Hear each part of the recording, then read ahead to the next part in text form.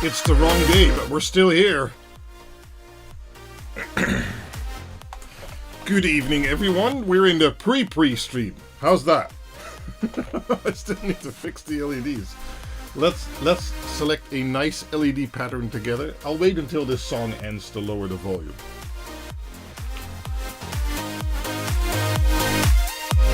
Oh wait, there. Song ended. Okay. Something like that. There. Let's see, what can we do with our background? We can make it rainbowy.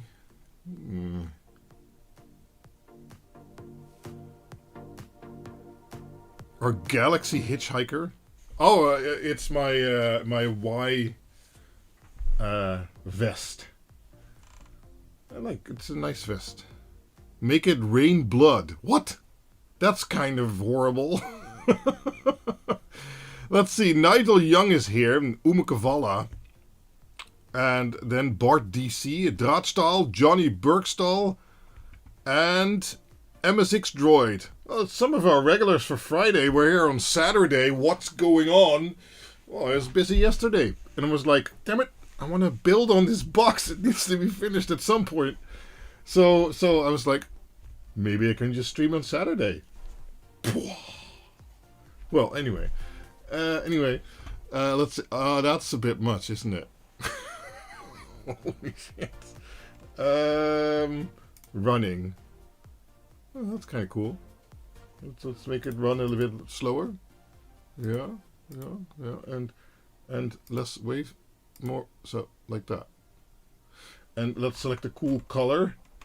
Cause I guess we can do...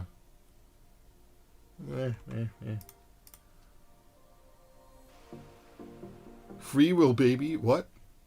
I don't know what that means. Happy Saturday, says Ken Iviker. Well, happy Saturday to you too. Let's see, what's cool? This is cool? Oh, that's cool. Oh, this adds an extra effect. I'm a bit too bright.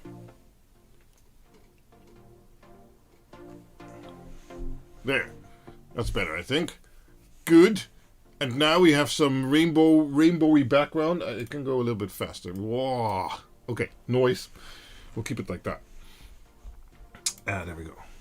Well, I meant Umekavala is our hitchhiker. It's one of the most known sayings in the existing universe. Oh, okay. I didn't know that. So, I guess I'm at fault here. Hitchhiker's Guide to the Galaxy. Well, I do know that, but then I just know it's 42, so...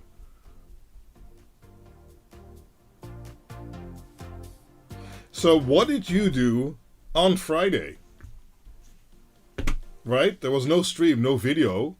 Everybody was feeling left out. What did you do? How did you fill the time?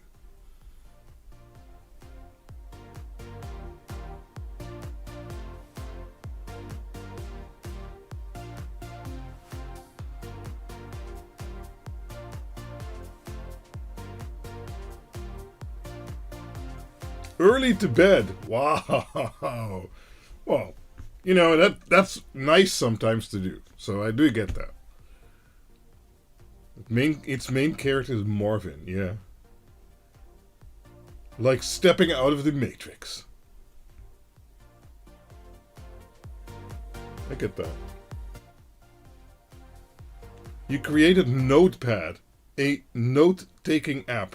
Oh. Wow, in one day, did you vibe code it? Cat 7 kabel door de muur trekken. Oh, I've been there. Yeah. Yep. We have about 1 kilometer in our house here, so... Repackaging overweight luggage. Oh. Where are you going, Greg? I always pack too much, too. It's a thing.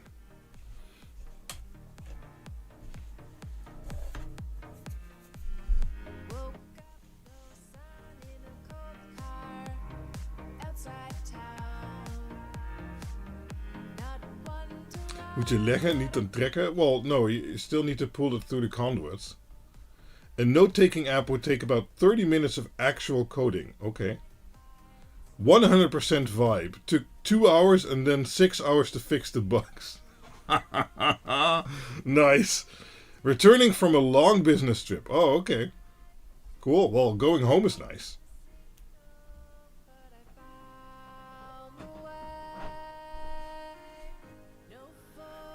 Today we're joined with Pepper.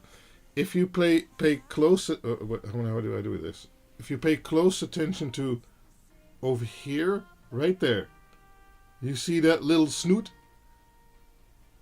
That's Pepper. You see it over there? She decided to join me for the stream, I guess. I don't know. You can see it moving sometimes.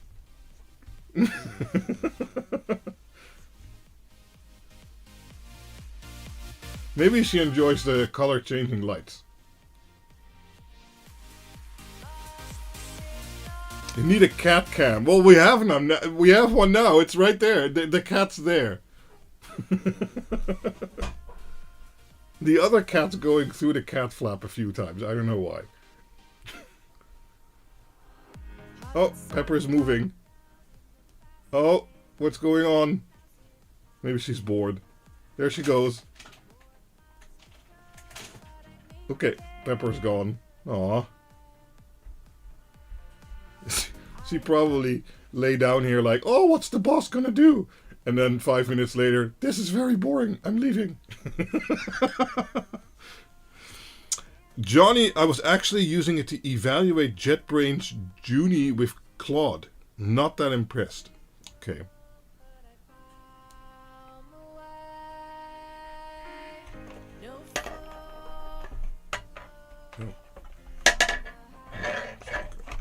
Oh.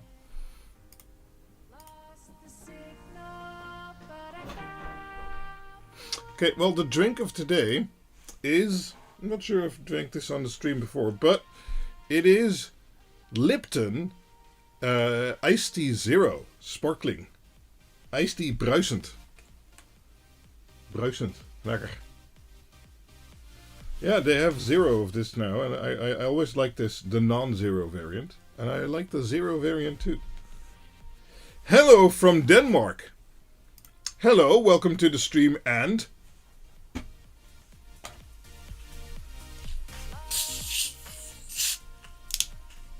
Zero sparkling. No, yeah, that's not how it works.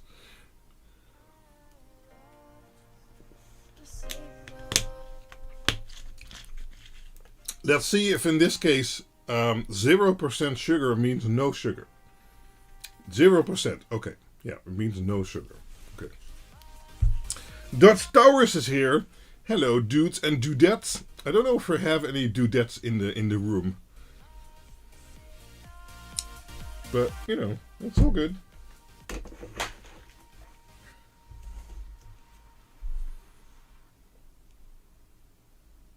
So let's see how far we get today. I'm hoping we get to the point where we open the Starlink box. I'm not sure. Maybe if it's easy, we can throw it outside, see what it does. But I don't actually know what the procedure is for bringing up a Starlink, especially because we're not using their router. How does that even work? Has anyone used that before? Bringing up Starlink without their router. To use Starlink without its router, enable bypass mode in the Starlink app and connect your third-party router to the Starlink's router Ethernet port. No, we're not going to use their router. So stupid AI, that's the wrong answer to my question. If you.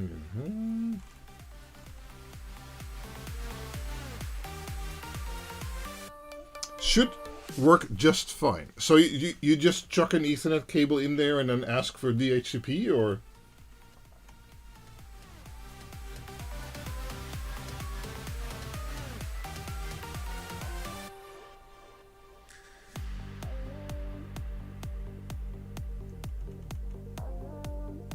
YOLO it. Well, that's what we're gonna do.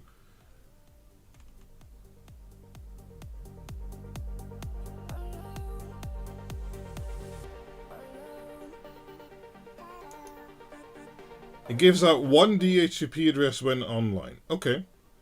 So then it kind of works like a standard thingy. Install your starting dish normally. Connect your power brick. Either plug in with white Ethernet cable or own Ethernet cable to the other side of the DHCP. Worry a little bit because of the light on the power brick. What? Okay.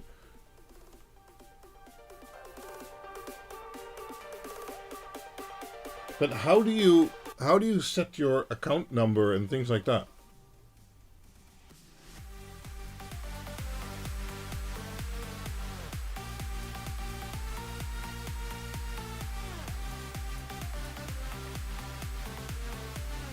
Give it time to boot up though. Sure.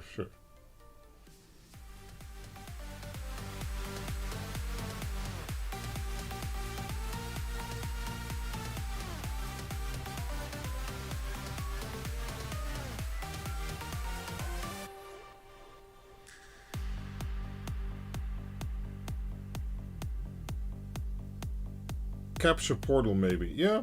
Okay. But I guess then I have no idea how to align this thing or where to point it. So how then do I figure that out? Create an account with Starlink and fill in the kit number or serial number of the antenna. Okay, I have an account because I'm paying for it.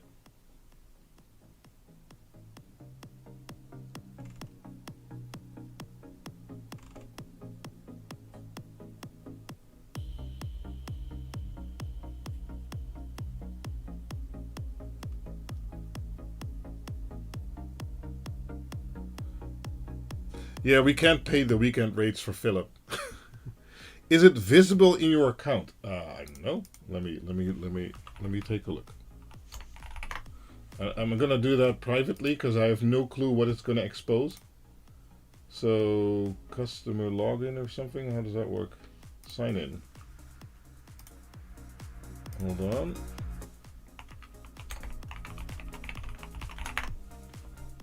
Okay, Starlink. Why is that working? Stupid password manager. Oh, it needs my email. Okay. Sign in.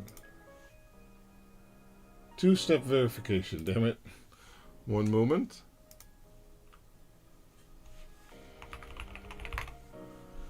Yes.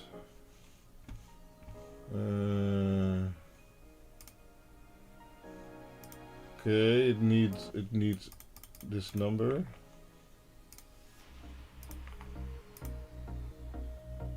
Okay. Is it visible in my account?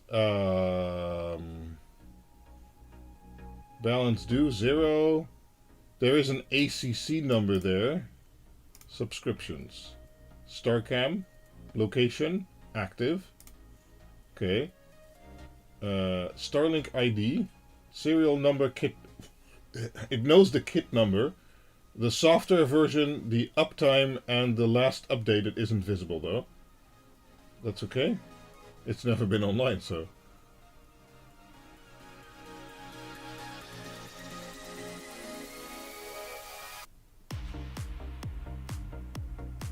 So maybe that's already enough. Put the antenna outside and power it up. No, well, we'll have to finish the box first, and then we'll do that.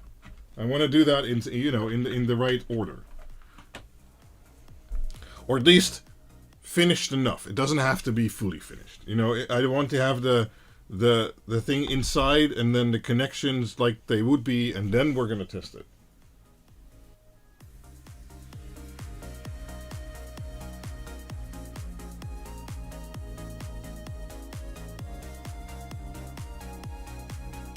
I guess we'll also have to configure the MikroTik before we do that. We'll get it to work.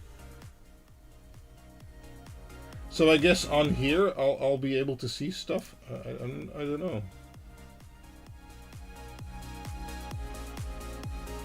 Settings.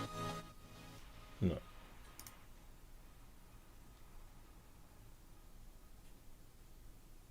For first boot, it wants to do a software update, so that takes us some time also. Okay. Yeah, so, but I can just chuck it outside and point it a random direction, or what?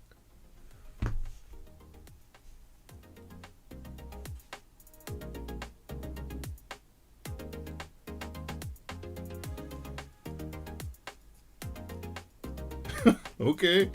Well, we're gonna try. Maybe today, maybe the next time. I'm not sure yet, but okay, cool.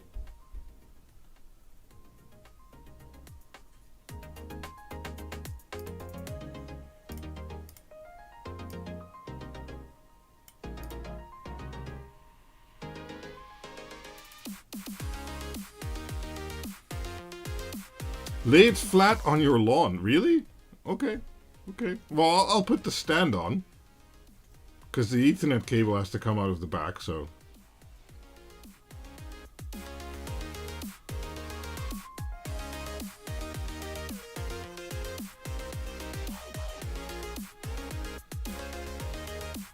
Anyway, well, we still have 5 minutes before the official start, so we have to wait. I'm gonna take off my jacket, it's warm.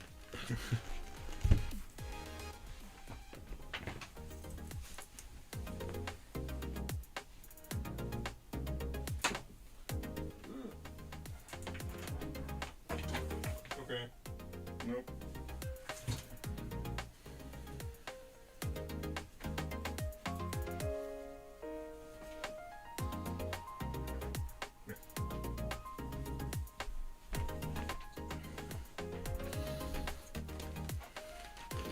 Because where we left off, well, and I shouldn't start. Damn it, it's the pre-show. It's the pre-show. We need to do pre-show things. I don't know what those are, but...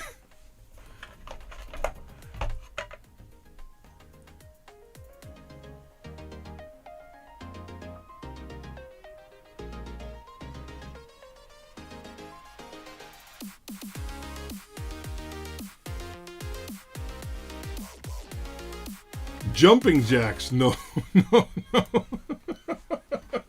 Why would I do those? No, I don't think so. Let's see what the first thing is we're going to do. I think we're going to get to drilling the holes for the Ethernet connectors. Maybe. I think so.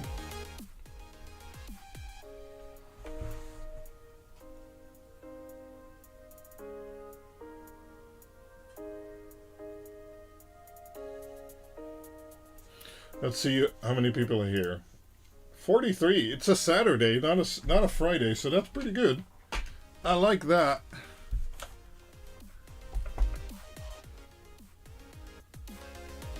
What is the max length of LED you can connect to a Quin LED Dig Uno? It depends on power and on the amount of LEDs or zones. It has 2 LED outputs, and generally you don't want to put more than 5 to maybe 600 LEDs per output, and that is data wise.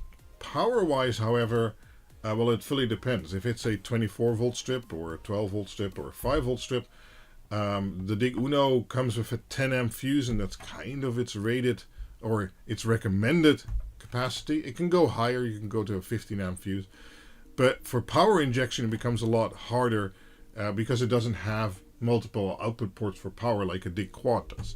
So for power, if you only have a single injection point, you're going to run out pretty quickly. But if you split it, it's a bit less recommended than behind a Dig Quad, but it's okay. You can run a substantial amount, but yeah, you're going to be limited power wise, so you'll have to figure something out for that. You have 2 5 meter 60 LED per meter 6812. Can I connect them both? Yes, that's no problem whatsoever. You can connect them to a single LED data channel or to 2. To 2 you'll have a little bit smoother frame rate, but as I mentioned, power is going to be your main issue. You're especially if those are 5 volt, you're going to want to do front and back injection per strip. So that's 4 connections, and while the Dig Uno only has a single output, so you're either going to have to split that, which makes it less safe because you have a single fuse, or get a Dig Quad, which is more suited for that purpose. 43 people, and one of you didn't slam the like button. You know who you are. Oh, sorry, I think I missed it. Oh, my interface actually doesn't have a like button. Damn it. You do not need a data booster. That's all built into the Diguna. No worries. An SP901E. Let me look up that very descriptive product name. Ah, yes, I know those. We've actually tested one of those during the live streams. Do not use those for power distribution. They have 0 internal fusing, and if anything goes wrong, it'll go up in flames. So I do not recommend using those.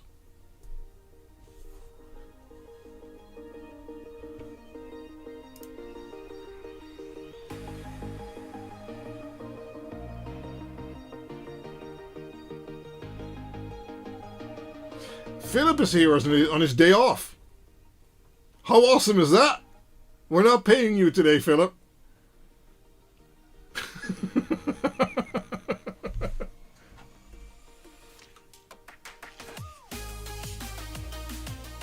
Well, you know, if you get a Dig Quad, it all has all of that built in. So, yeah, Dig Uno is meant for smaller projects, basically.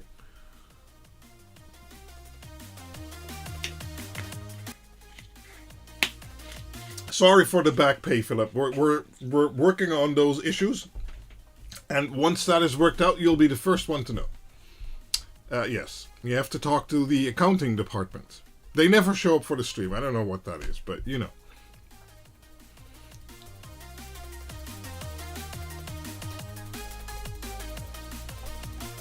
Right, so now everyone's here, and it's time. So let's go back to where we ended last week. I literally did not touch this desk since last week. Because I was busy with other stuff that is currently on the way. New prototypes. Whoa. Anyway, now I feel my camera is a bit dim. Is the face camera too dim? Should it be one tick brighter or not? I don't know. We're going to make it brighter. Nope. There. Yes. Oh, John Kuster is here. Hello. Pay is hanging in customs, I guess. Well, oh, that's for everyone who's here. If you've been looking for boards from Dr. Z's or Jerem, so from US local or Canada local, large shipments have finally arrived. That's for some reason they arrived on the same day. They were sent 3.5 weeks apart. We're not going to start about that again, but currently both are fully stocked locally, so if you're still needing some stuff for your Halloween display, for instance, get it while stock lasts. This will also probably be the last stock this year, at least for the US, because Mr. Trump has decided to enact a 100% tariff starting November, and well, that will make my products impossible to sell. So I'm not going to send anything to the US anymore. So what is there, and that'll be it. Yeah, at least they didn't return or crush them. That is absolutely true. It arrived on the day they threatened they would destroy it. Those bastards. But yeah. Oh man. Yeah, that was a wild ride. But it's there now. Get it while it lasts. And as I said, there probably will not be any more this year or until the tariffs die down. I feel for the Americans, especially during their holiday Christmas gift-giving season, because everything's going to be hella expensive for the Americans. Yeah. We need to hand carry them. Well, I don't know. EU stock would be so nice. I know. I'm heading to Shenzhen again in November, and that is the top priority on the list to get that done. So.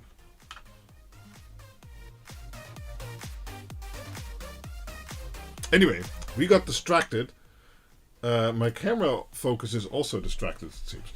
Right, so we were left with this. and it's in a working state.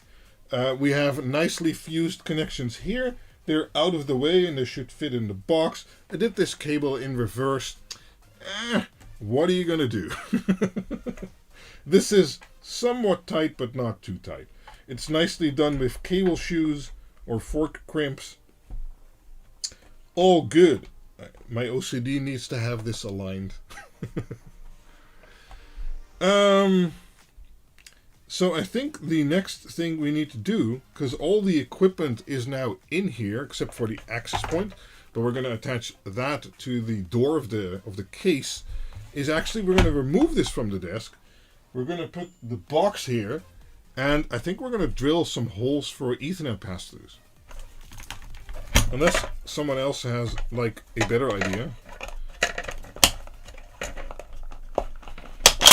Would it be an idea to place a cable gland on the right side of the breaker box? Yeah, I'm not too worried about that. It's not facing anything outside. This is just to keep the AC in there. Just something I like. Yeah, I'm not too worried about it.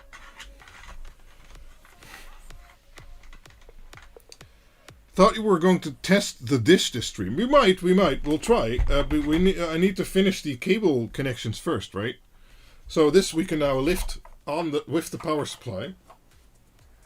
Let's put it over here. Don't need this.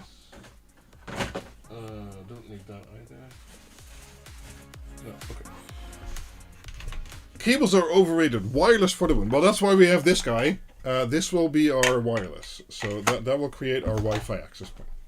Let me move this out of the way, because that's not going to fit otherwise. Desk is too small. Ooh, okay, there we go.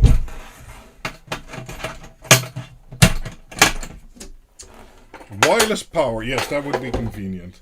Okay, we have our box, we have our cutout here, that's fine.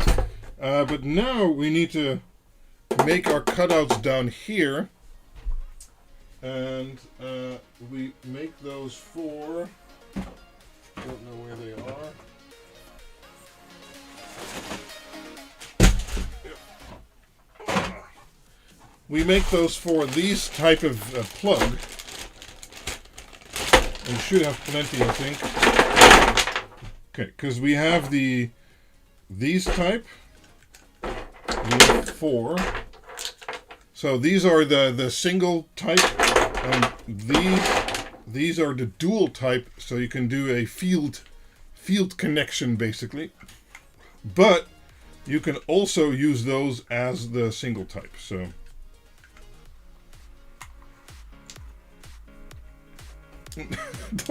don't shame our visitors, Philip.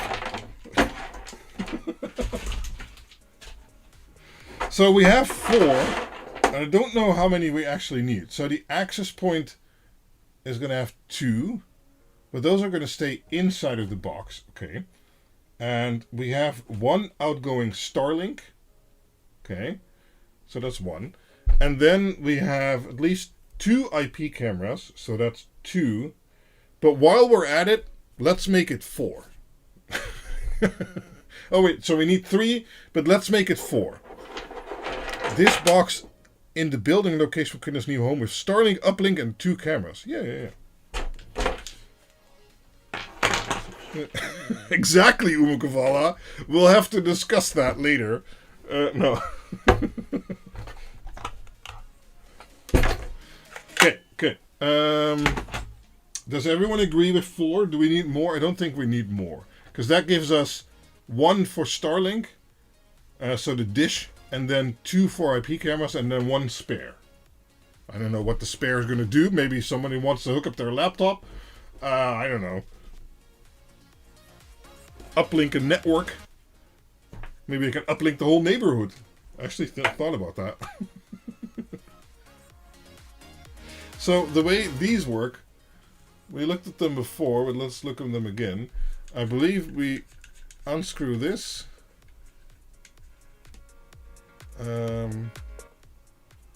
Wait, is this correct? Yeah, okay, so this can cap off. So this would be the outside. Yeah, so the box goes in between here. Outdoor RGB lights. Oh, not right now. I'd rather have it stealthy, actually. So the box goes in between these rubber seals. And then is this on the outside? Yeah, you'd think so, huh? That doesn't make sense, does it?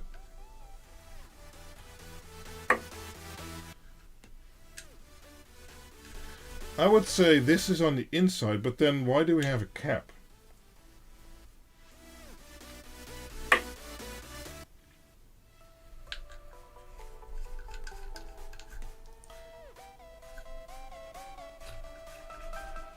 Right. I think this was just on the wrong side. Because we kind of want the cap outside.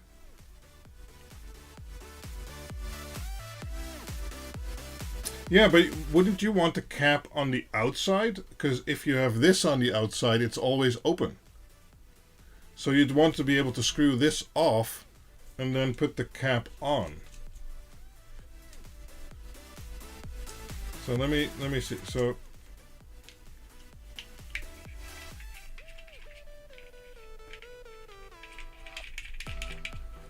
okay, this doesn't work great.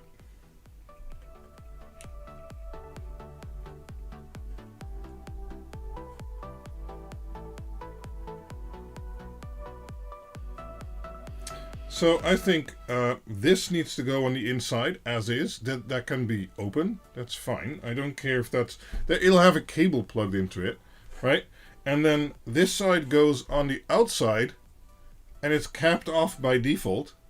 And if I then want to add a cable there, I twist off the cap, and I put one of these on. So I put the cable through here, and then I put this on. And then I do like that.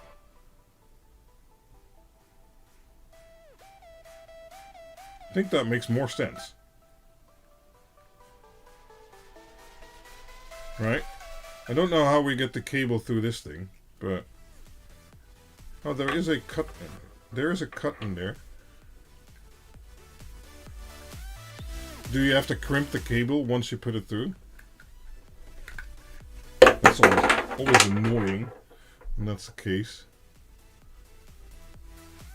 I guess so, because a connector would never fit through there. That rubber comes out. Okay. Yeah, it does. Okay, oh, right. Ah, okay. So it comes out. You can then split it, I guess. No. It doesn't. Oh, yeah, okay. You can split it. Put your cable through. I guess also put it through here, and then once you put it back in with the cable inside of there, you put it through there. Oh, you also have to put the cap on, but can a RJ45 connector fit through the cap? It can. Okay. Yes. Good. Okay, yeah, and then you do this. Okay, so you don't have to uncrimp your cables. Okay, good. So I still think we want this cap on the outside, not on the inside. For the ports we're not using, we want a cap on the outside. And then once we use it, we replace the cap with this guy. Does that make sense?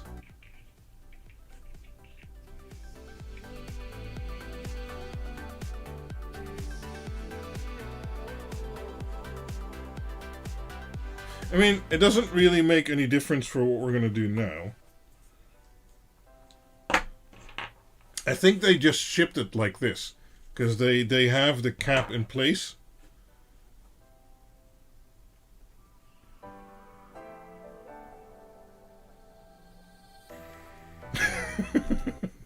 Makes sense. Do you put a cable inside? Yeah, the cable inside goes to the switch. No, I think we figured it out. So now what we need to figure out is the hole size we need. And I thought we could use the hole cutter thingy. Where did I put it? Here. I think we can use this little kit here, our step drills, to make the holes in the case. Yeah. I just need to figure out what diameter hole we need. Let's look up the listing.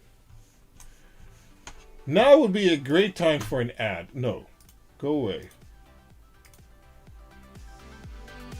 Oh, I need to sign in again, damn it. Okay. It would use those large drills from your set, but those are never going to be large enough to pass this. Right, I need the step drill for that. I don't want to create a passkey. Go away. Yes, they are. Okay. Ethernet. Let's see if I can find... Yeah, I can find them. Good. So for anyone interested, we're looking at... wait. YouTube. We're looking at... You use them all the time. Okay, we're looking at this listing. I don't know. Okay. And we have variant order details D and F. So variant D. Oh, okay, we got nice panel cutout needs to be 19.7 by 20.8. Well, I can't drill a non-circle hole. What? Yeah, you go oversize fast. Sure. Use calipers on the thread for outside measurements. Yes, but we're taking a look at the listing too. Sorry, I'm not sharing the screen right now. But it says 19 to 20.8. Okay.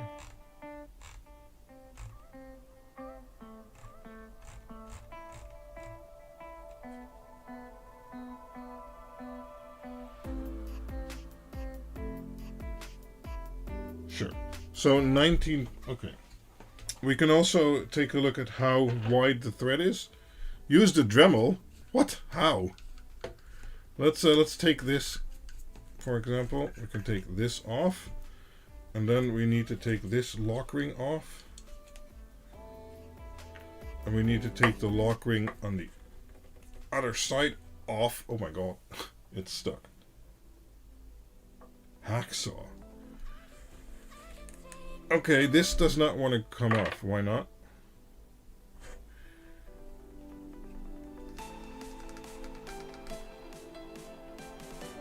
Okay, sure, we can try. I don't know why I can get this off.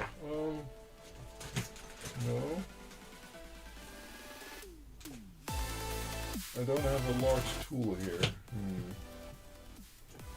Or not. Oh, here it is. Let's see if we can get this off.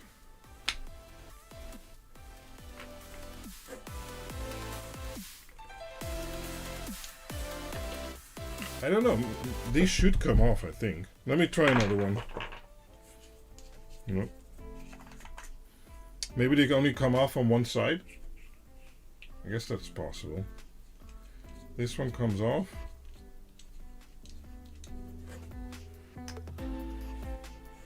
Yeah, okay, this other side...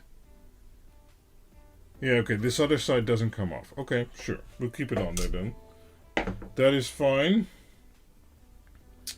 Okay, so a 20 size drill. I don't know if I have those, but we'll see. Here's the box of Makita Magic again. And I have a 10. This is also a 10, this one over here. Okay, other side. Yeah. Oh, you mean one of these. But I have a 12. A 16 where 22 is for some reason, nobody knows. There's a 20. Is this this is a 20. Ah. Yeah, okay. Yeah, you think this is better than the step drill?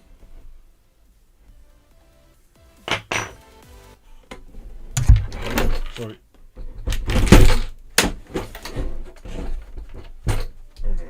it's not closing.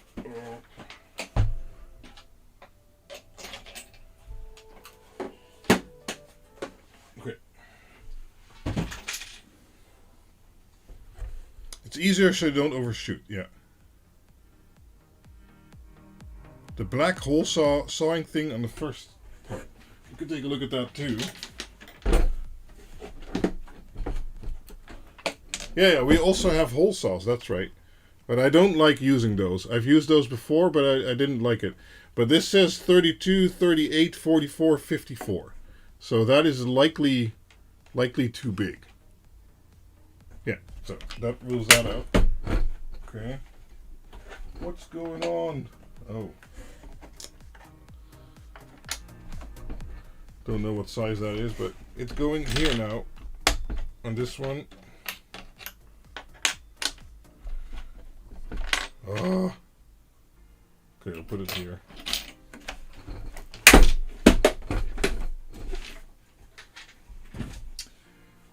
Okay.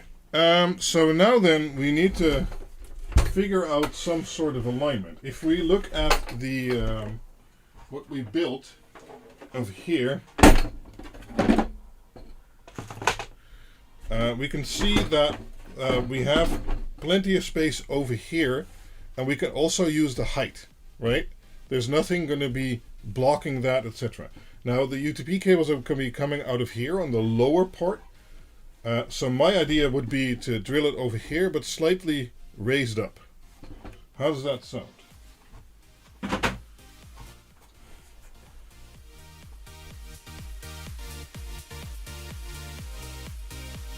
Yeah, I'll be careful, no worries.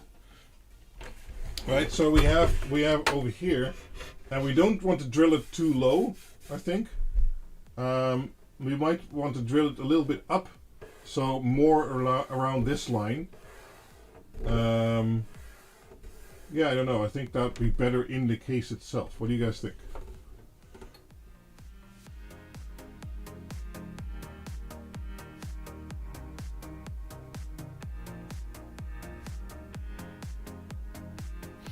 I guess I need to get a level height, because otherwise we'll never get those straight. No, they'll still not be straight, but you know, I can at least try. Measure the middle of the box first, and then measure 40 millimeters apart or something. The middle of the... No, I want to keep them more to the left. Do it high enough, otherwise you can't get the base plate in anymore. Oh, that's true too. Yeah.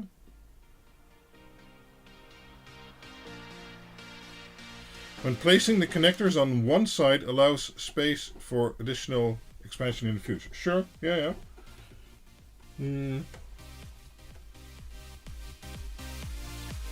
So let me get those pens out again, and I'll also get a level.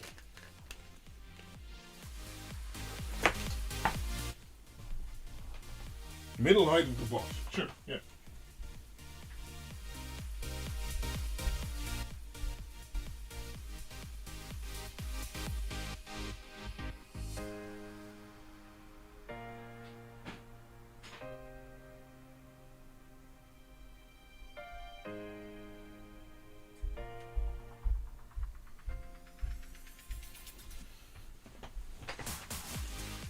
Okay, so we have our little pens again. Those should be linked in the description now.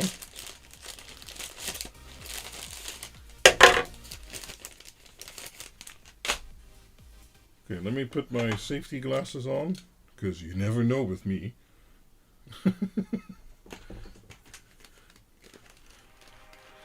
There. Okay, let's figure out the best way to kind of measure this. We have a little measuring tool here. Now I can't read chat, so you never know what's going to happen. So we have our height here, and the height is about... it's almost 12. It's barely not 12. Let's see what we have on the inside. Can't see that.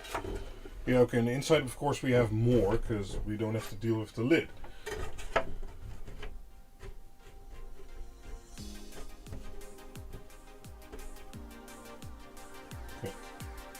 But how about we do it around the 6 mark, right?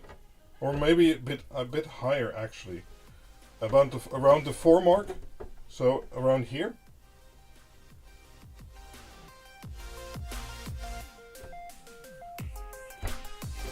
Yeah, but I mean, I know how much space we have on the inside. Yeah, think about around the 4 mark. Then it's on the high side, also on the inside, right? 2 rows. No, I think I'm going to do 1 row just like that. Is there a good argument for 2 rows? I guess I can start with 4 and then we can always add.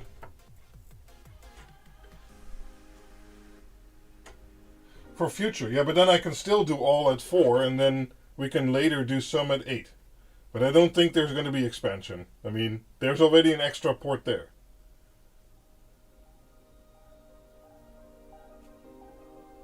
If I want to add a 3rd camera or something like that.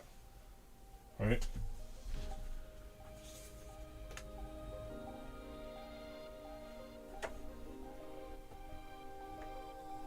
So I'm going to put a dot at 4.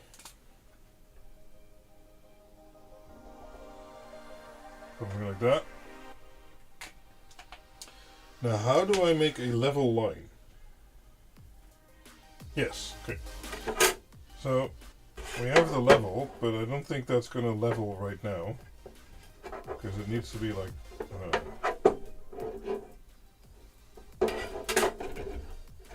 and this isn't a straight edge, so I can't use that. I guess I need to put more dots of 4. Huh, that's the idea.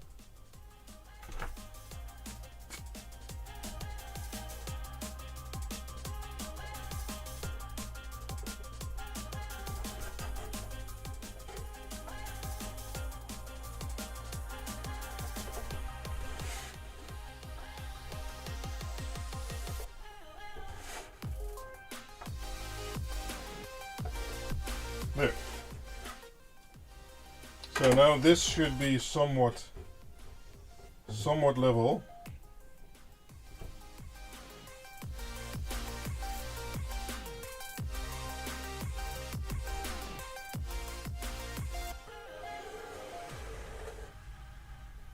Okay.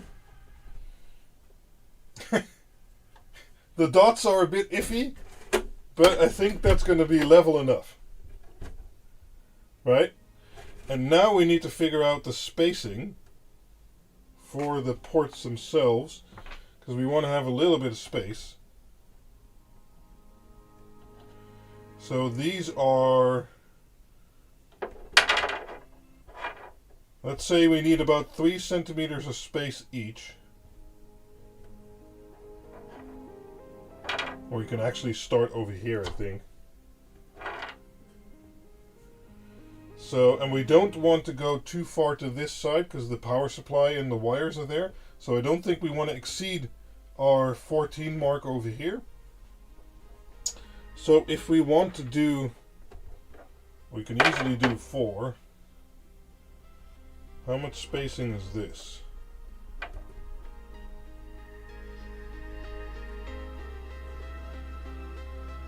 Between the centers you would take 40 millimeters. Yeah, I don't want to put them too close either, if we don't need to. So I'm thinking something like this would be ideal.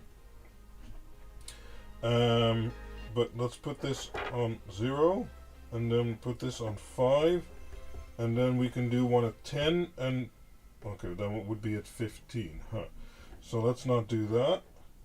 So let's put one at 0, one at 4, one at 8, and then one at 12. That would be good, I think. Ah, that is 40 millimeter, like Philip said. Okay. Perfect, yeah, I think so too. Okay, so while this is here, I can make a mark like that.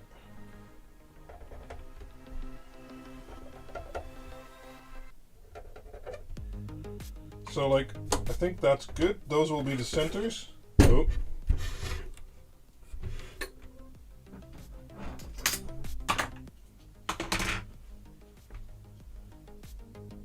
Sometimes the CEO has good ideas, right? That's why we hired you. The camera, on the other hand, doesn't know what's going on. Okay, let's prepare the drill. Oh, sorry.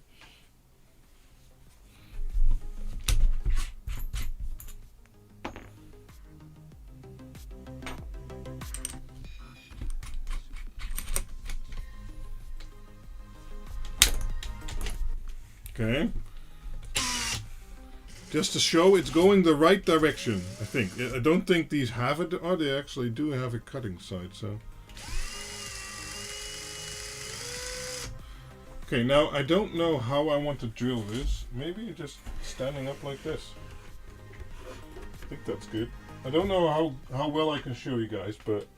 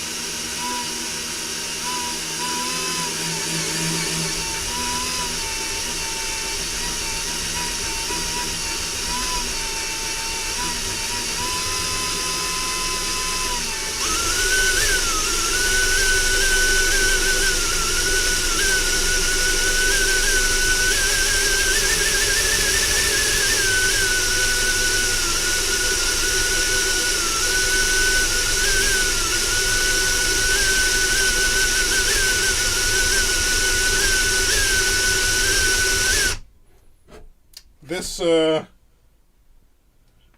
don't know, this takes a while.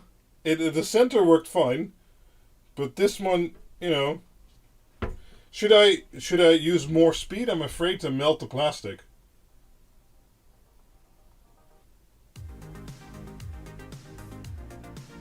I think a little bit more pressure, okay. Yeah, maybe the step bit is better. We'll try one more, or a little bit more, and a little bit more pressure.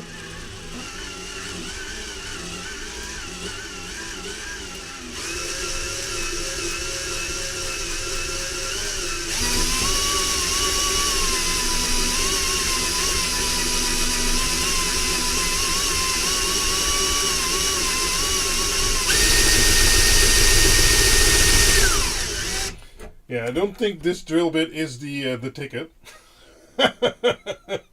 but it's also starting to smell a little bit. I think it is good to start with, though. That thing is dull. Probably, I think my girlfriend used it. That's going to be the excuse for everything. But we can use this for the step bit, so now we know what size we need, right? So let's do that. And see if then the hole is correct.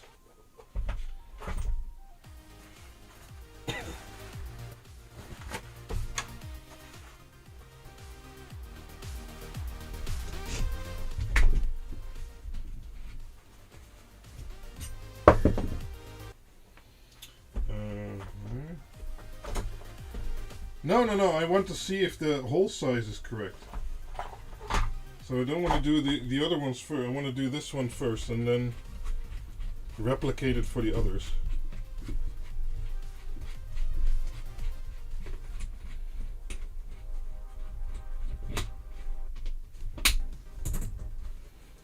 Okay. So let's try this.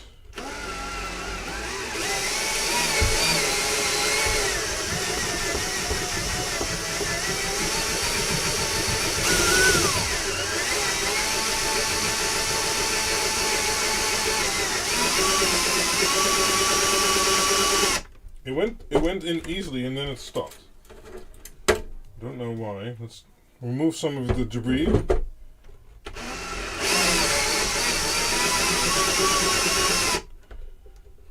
Okay, so we need to drill and then remove some debris, I guess.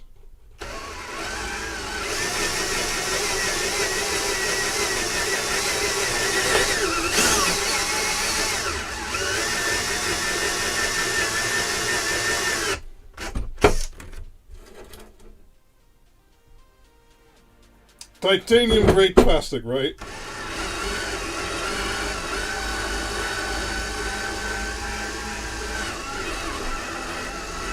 Okay, I think we're almost there. We can do a test fit.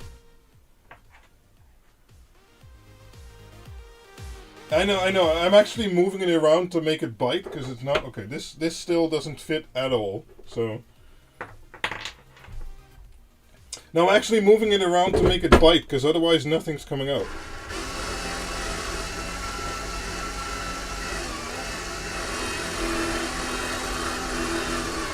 Okay, we're almost there, I think. No, okay, so that still doesn't fit at all. Okay.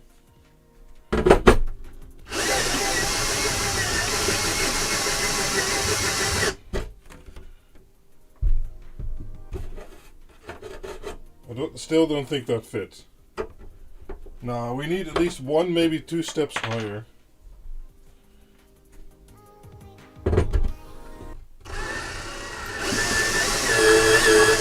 Oh, okay. That bit.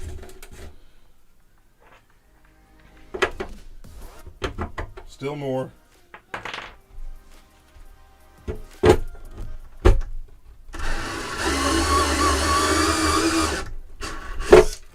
There. That did it. Oh! It's it's maybe 1 millimeter bigger than it needed to be, but it fits perfectly in my opinion. That should still weather seal, no problem. Okay. Yeah, good. Okay, I think we're going to use the other bit first, and then to make the center holes, and then punch it out using this one.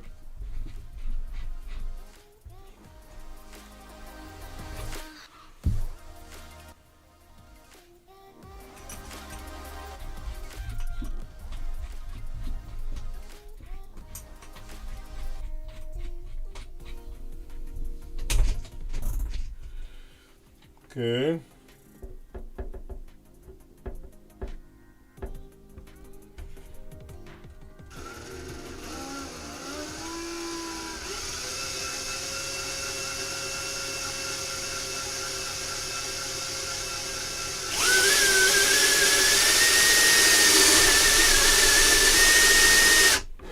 Okay, like that.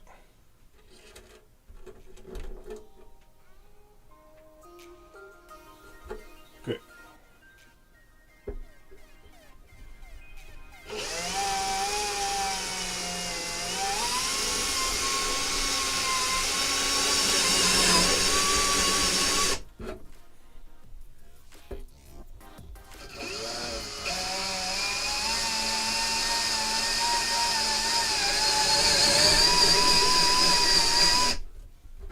Okay.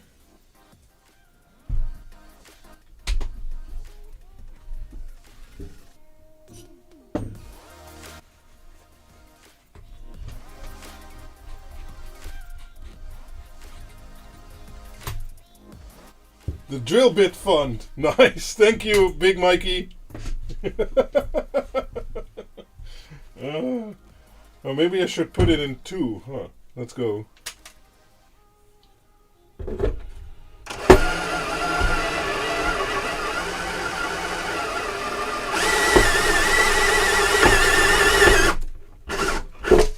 Oh, that one's a lot better. Okay, it needs to be much bigger though.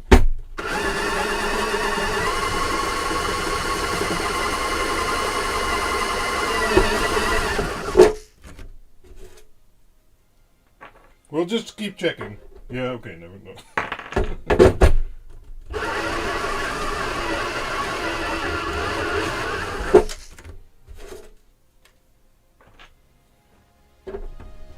Almost.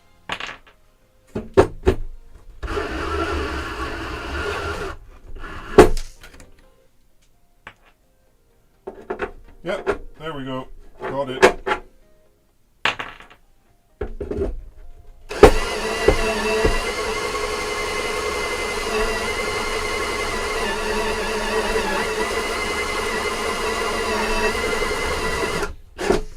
Okay, you have to remove the debris, it seems, otherwise it doesn't go any further.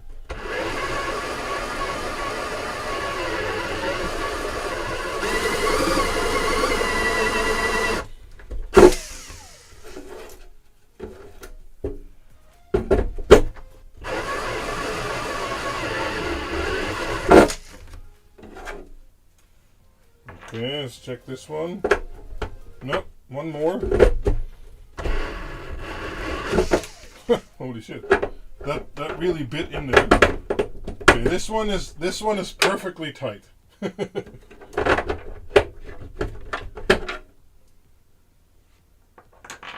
Yeah, there are 4 Ethernet ones, so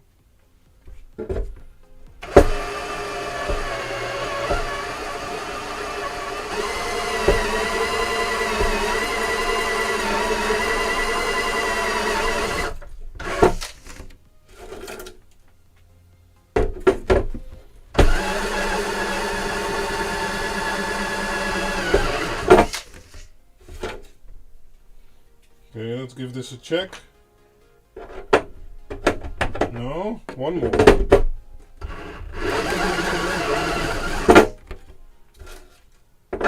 Yep, there we go. Good, very good. My desk is a giant mess. I'm going to get the vacuum cleaner. Hold on.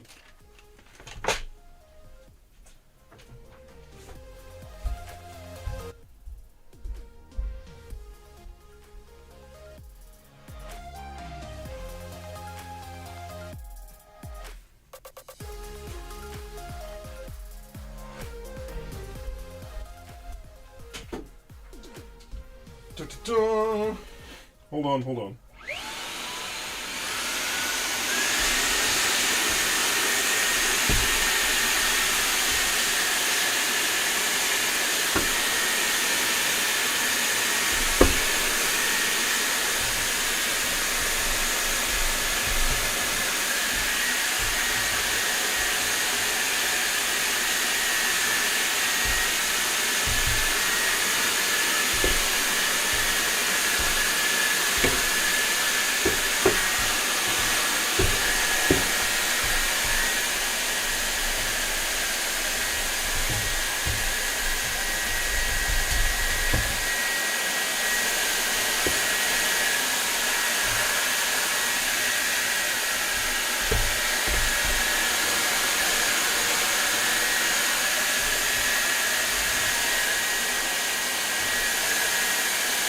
Did I make it worse by stomping it in there?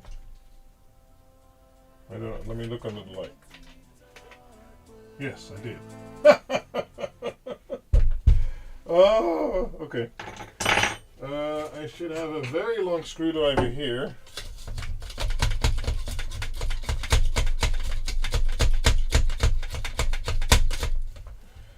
Let me remove one of the pieces.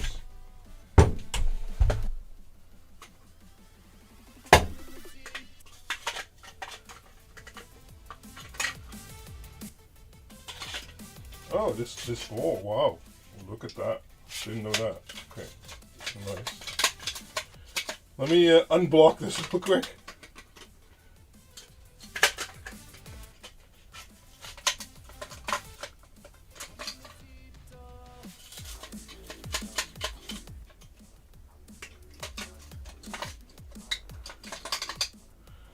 Right. That was stupid.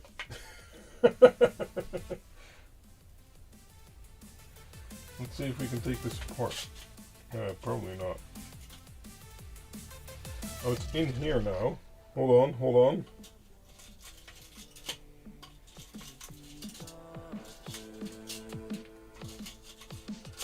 Yeah, jamming it in there, not a good idea.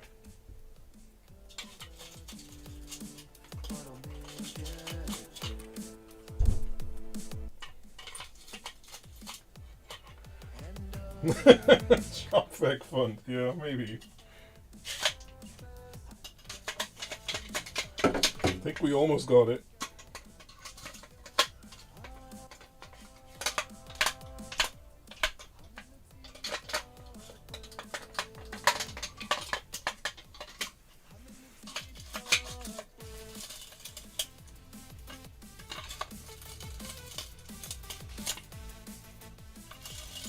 Oh, got it.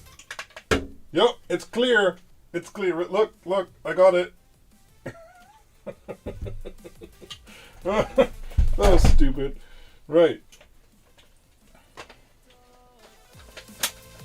So this big bundle doesn't go in there. I don't have a plastic bag right now. We'll put it here. There. Put it on the ground. Okay, let's go.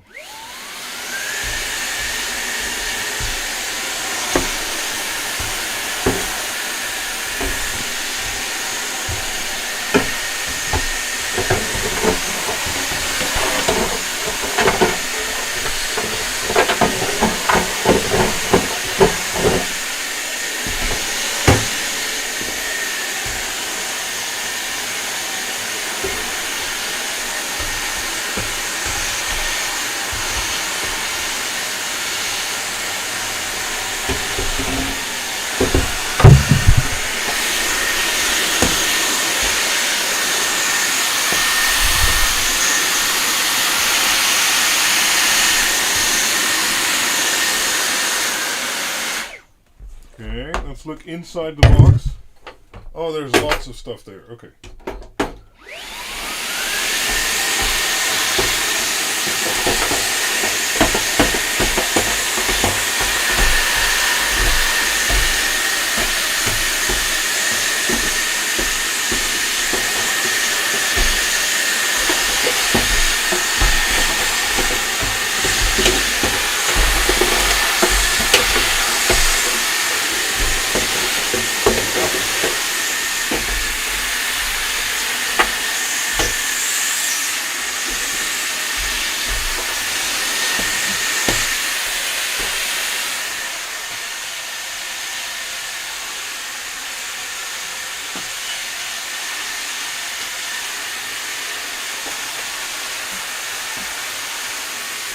Okay.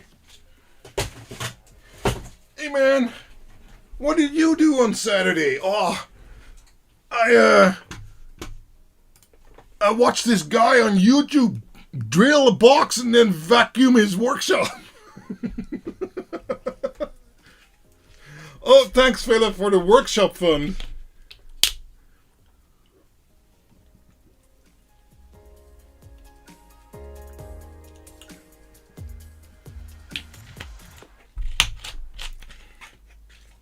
What has your life gotten to, Timbo? Is this your life now? Right, so I don't know if it's slightly off-center. It might be. The third hole, I don't know. So let's see here. I think it looks pretty good. They're not all evenly sized, but it should still suffice. So we said this part was going to go outside. So we need to take one of these rings. Oh, this is the outside ring. Okay. So then this goes here. And then this goes here.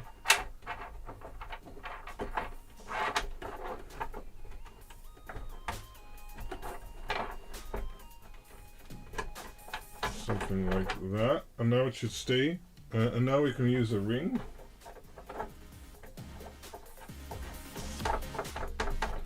Yeah, okay, that's going to twist.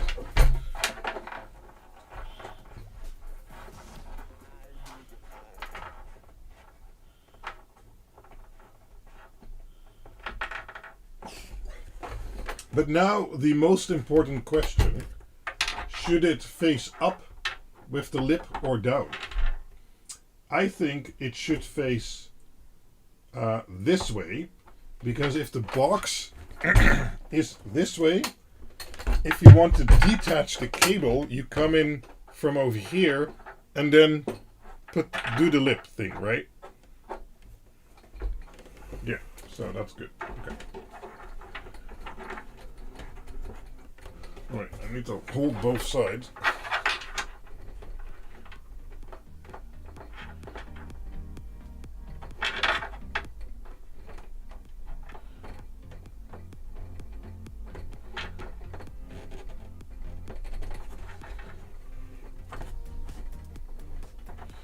Something like that. one for each side. What? Oh, deburring. Well, actually, they're very clean. Although, they're not super sharp either, so I don't think we need any deburring right now. Add some silicone between box and grommet. Yeah, if I had it, I would. But I don't. So we're just going to add these for now. I'll see if I can improve it later. Which you, of course, know will never happen. But, you know.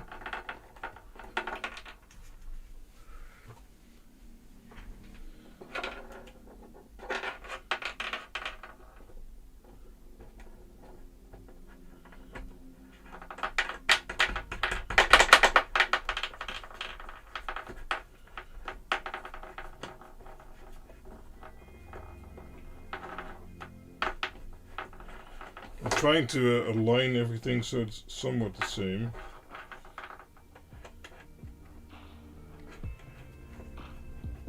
For the silicone fund. Thanks, Big Mikey. That's appreciated.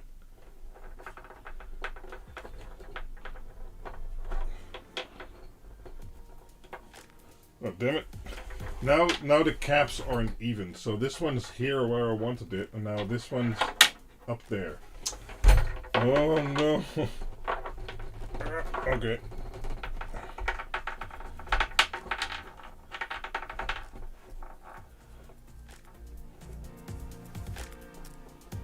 So many funds today, right? Yeah, it's appreciated though.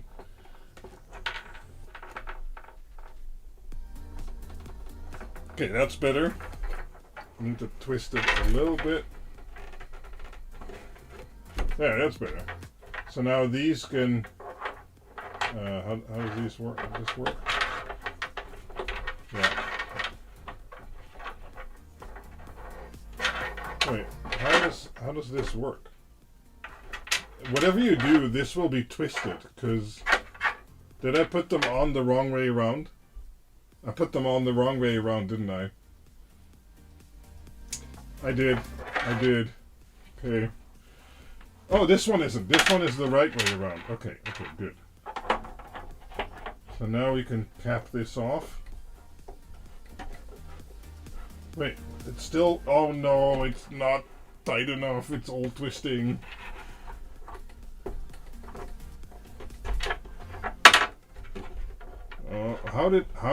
How even? Okay, well, we have to untighten this one now.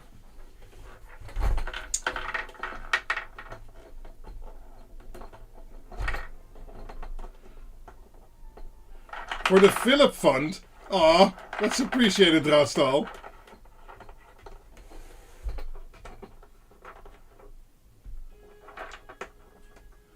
Okay, so flip this around.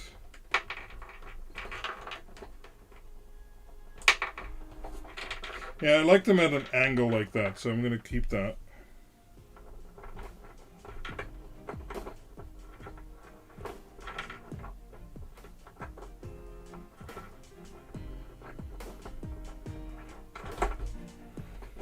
Okay.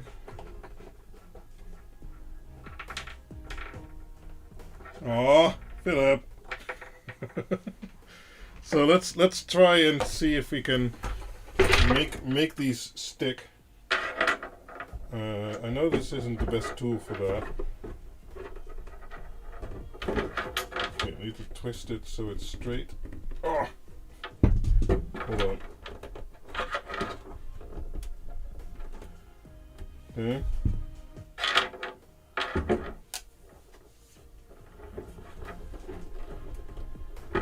No, I need this part.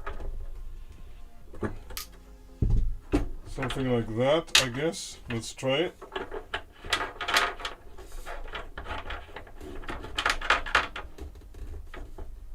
Okay, yeah. So let's do this guy.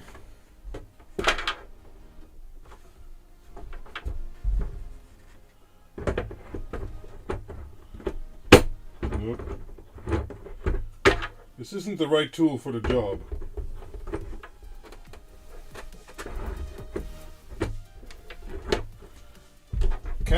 cap goes twisting too. Let me get a better tool. Hold on.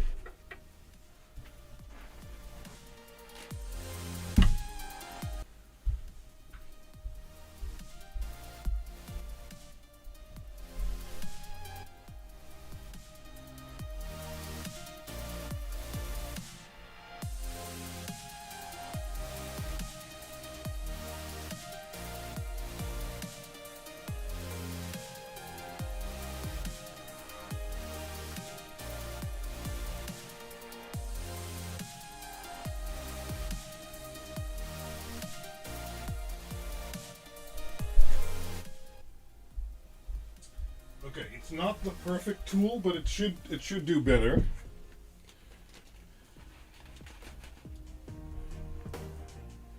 You know, it's going to be easier.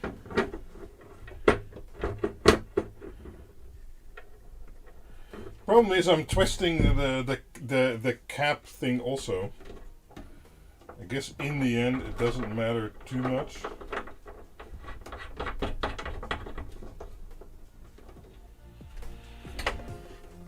Channel lock or slip joint player fun. What? Okay.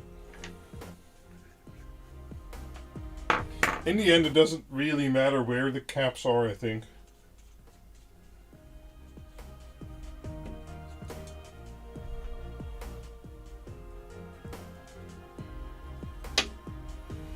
Okay.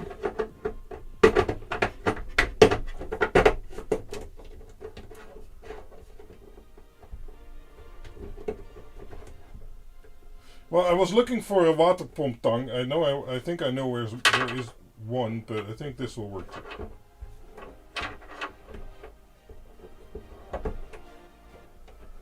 I don't know what a water pump tongue is in English, though.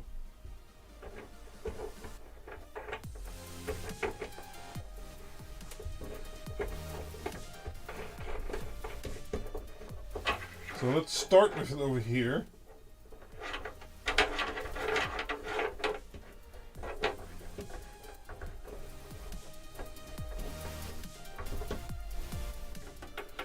And if I now tighten it down, will it move?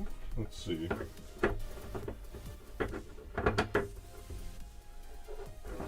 It will. Not as much as I thought, though. Okay. That should be tight enough. It's now a little bit crooked. I'm not sure I can still fix that. Nope. It's okay.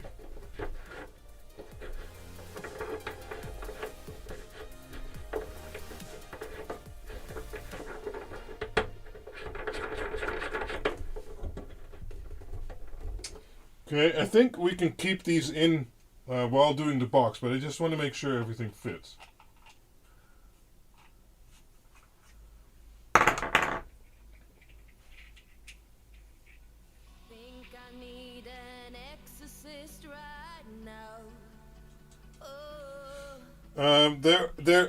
There is a hole in the lid where you can put a hanging lock, Bradstall.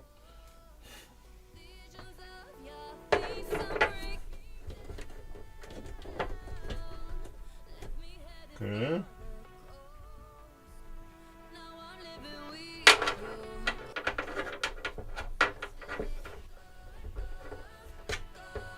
Because what? They want to steal my MikroTik router? So we just said it's going to move a little bit, so let's see, like that. Use a camera to watch the StarCam, yes. After all of this, we're going to add a 4G camera. 5G, I don't know. They steal anything these days. That is true, that is true. Okay, let's see.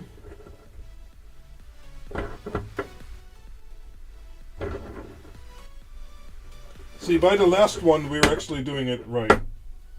We figured it out. That's always how things go with me. I only need to do it 4 times, and the last one's perfect. Glitter bomb on the inside, yes! Nice. Okay, now, so, if you look at the lid, says open here, but there's a large hole here, which you could, you know, add a padlock through there. I mean, it would be easy to cut it off, but yeah. Channel lock pliers are better to tighten those nuts. Okay. I think they're tightened enough.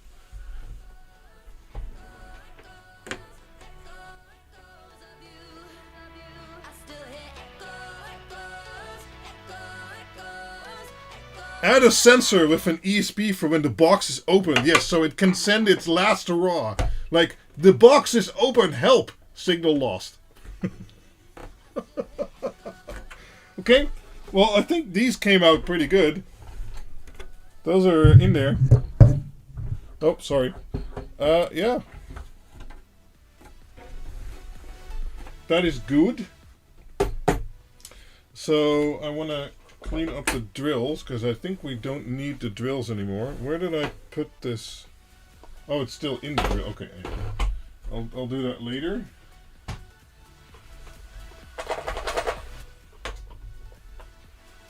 Hold on. Why is this so stuck?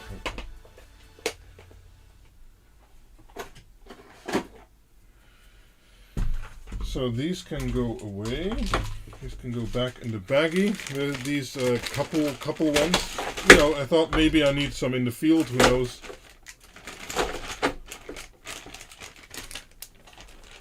It's in the description, ditto. But I believe $35 or something like that. Wasn't too expensive, and it's high quality in my opinion. So that's pretty good. Okay, so now we have these. But these are for the outside. So once we make a connection on this side, we unscrew the cap, put the cable through here, plug it in there, and then screw this instead of the cap, and then we should have a fairly watertight connection. So I think that part is also done. This can go. I think all the manual work is now done. What do you guys think?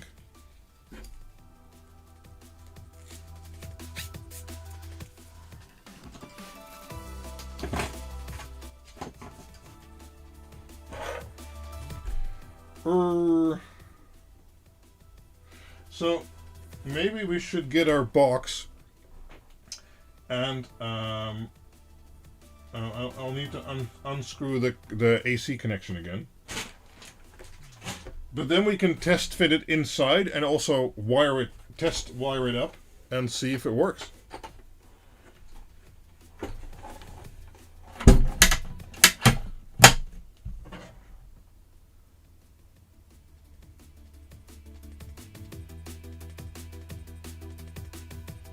Put a label. What is Ethernet cable with high power? Yeah, so we need to disconnect this real quick. That's no problem.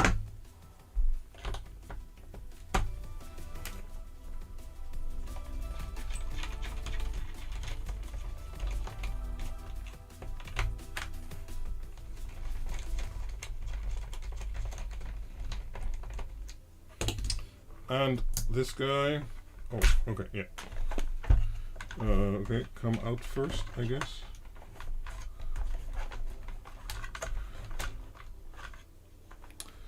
Okay.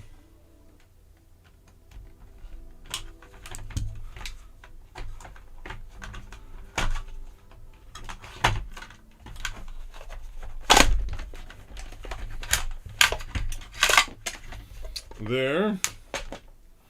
I'm not going to screw it in permanently yet. I think that's going to be like the final step. I'd rather play with the Starlink a little bit. Okay. Or at least the MikroTik.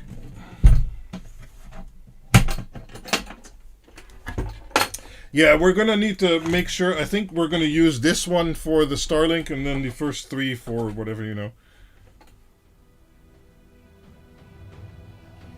No, we're not going to do that, Draadstaal. So this should still easily fit inside. This cable is meant to go like that, so that's fine. Yeah, we can still easily line up all the screw holes. That's good. Perfect. So let's close it again. Where did the... yeah, I need this box.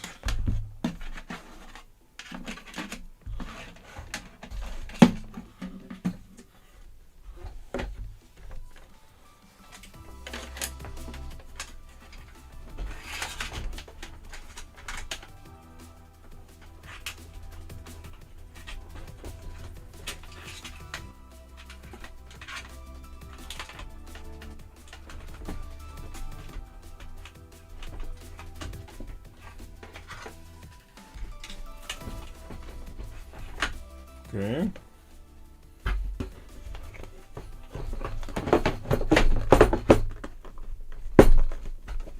There. Hold on. I need to wiggle it in place.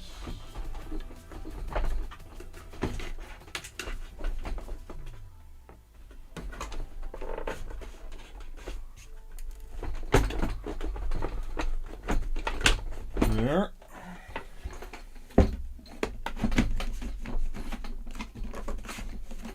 Okay, that is in.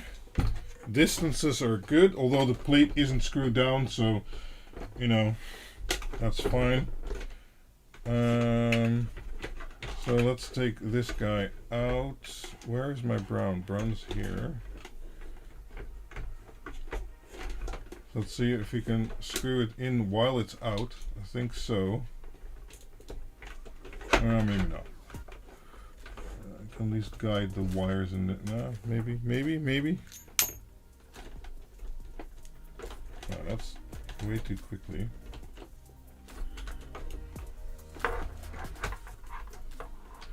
Still a bit tight.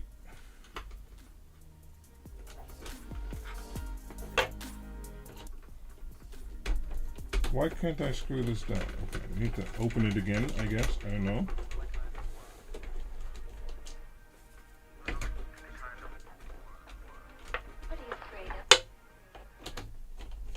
Weird. Fine.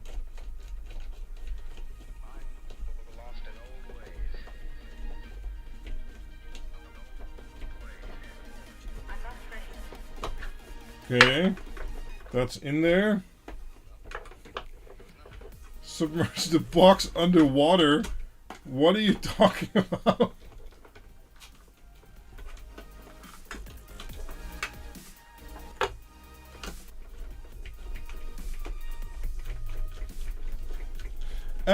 I know a little bit about it, Suat, but I try to stay away from the AC side if I can.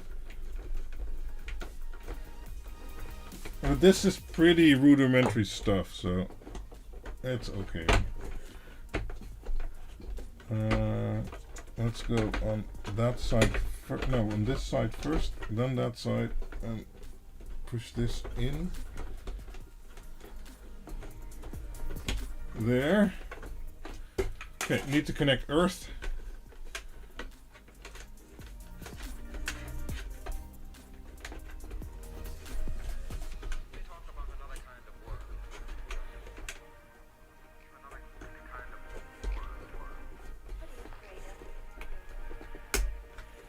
There. So this should still all fit in here.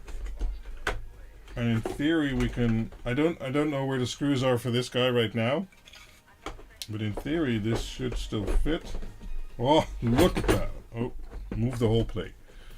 Okay. That is pretty good. Okay. So I guess now we're gonna stick the access point where the sun doesn't shine. Right there.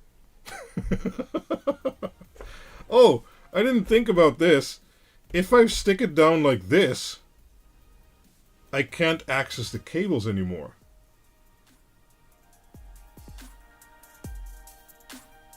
That is a good lesson there, Johnny. So if we stick it down like this, we won't be able to access the cables on this side anymore. I mean, we don't need this part.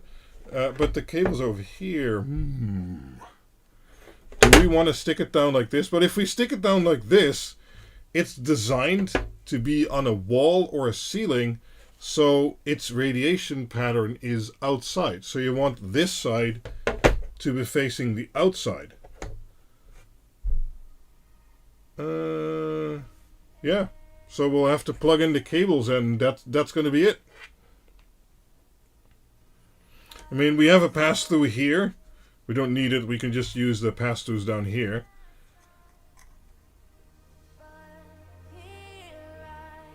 You need to make 3 of these boxes to make the perfect one. Yes, that I agree with that. Absolutely.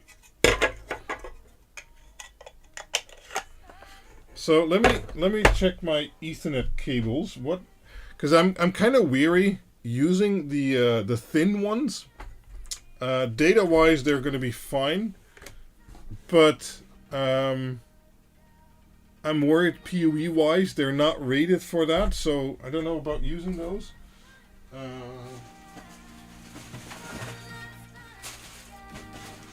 I have a lot of these. These are good branded ones. I was wondering if 0.25 meters was going to be enough. So let's give that a check. So if we do this, and then, yeah, I guess we'll have to twist it somehow. I guess we'll end up with that.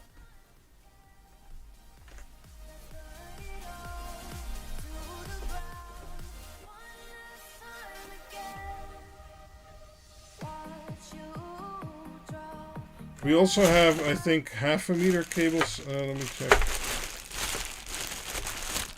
Yeah, this is 1/2 meter. Let me see how that looks. Might actually be better because we have a little bit more space then to make a nice loop, basically.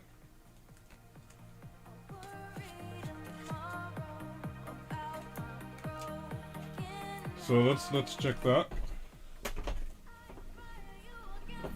The green is okay. That's okay. But let me check this guy.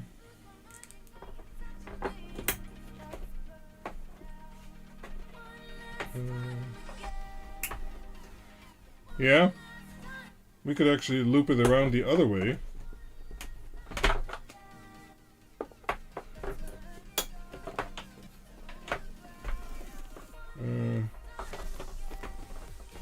Like that.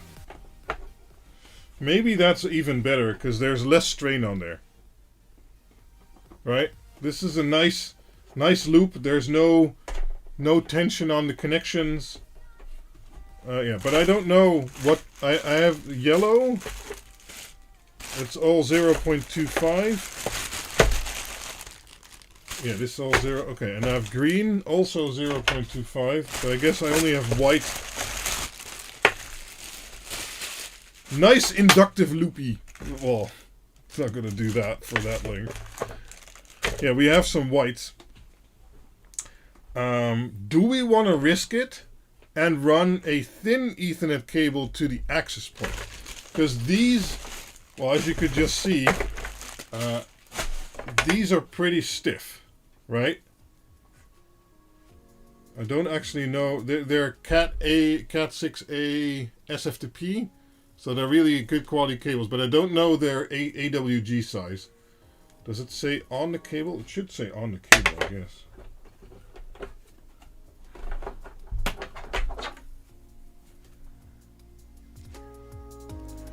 Let me check. Oh no, it just says SFTP PIMF patch cable 500 megahertz 4 pairs. Okay.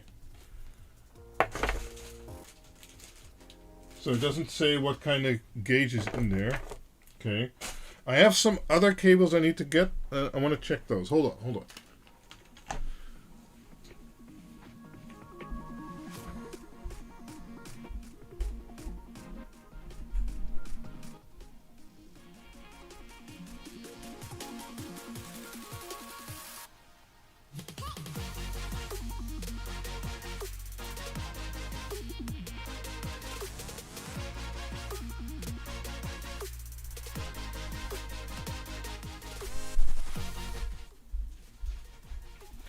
So, of course, I also got some cables from AliExpress. Now I don't remember how many I got, but there was one. I was afraid I didn't have the right lengths or the right gauges, and I could have ordered them here in the Netherlands, but we're not all in the Netherlands. So let's see what we got. I don't remember. So these are amp comp from AliExpress, and I think these are, yeah, these are also 1/2 meter. Okay, so we got some blue, and we have some white, and we have some black. Okay, good, because I like separating things. And these should all be, yeah, okay, it says it on there. These should all be 24 gauge. So that means they have pretty large inductors? No, conductors inside of the cable. But I don't know how flexible these are going to be. Consumer of the Year through AliExpress. Maybe.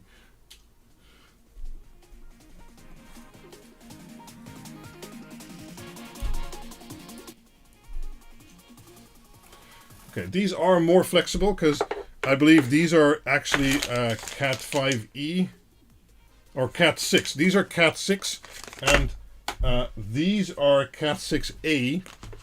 So that means these are SFTP. And the shielding, yeah, basically makes it very, very tough. Now I'm wondering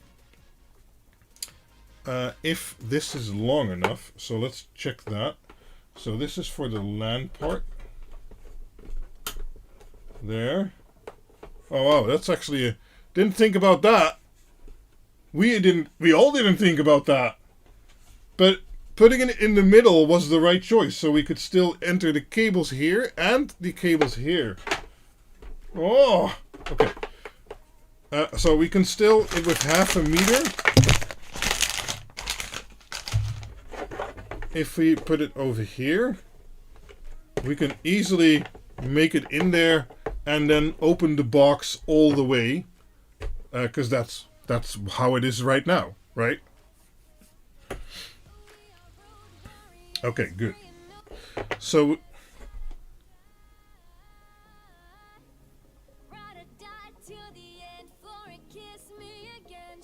well, that's why we're building a new house there. He's spandex because it's full. Okay.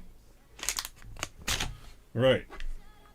So especially for the PoE link from the Starlink, I want to use one of these 24 gauge cables. Because that's going to be, can be carrying higher amounts of currents. So let's hook that up first. I didn't get red, huh? No, okay. So we're going to use black for Starlink, I think. So there, this is going into the PoE port, and then over here, let's loop it around like that. It's going into I'm going to make the right side the Starlink output port. I guess I should put a label on there or something. So that's pretty neat, right? That's good. Then we can use we can actually use one of the thin ones to go over here, but it also needs PoE. Okay, we'll use white for that. I don't know. We're just going to use whatever now. I might change this later.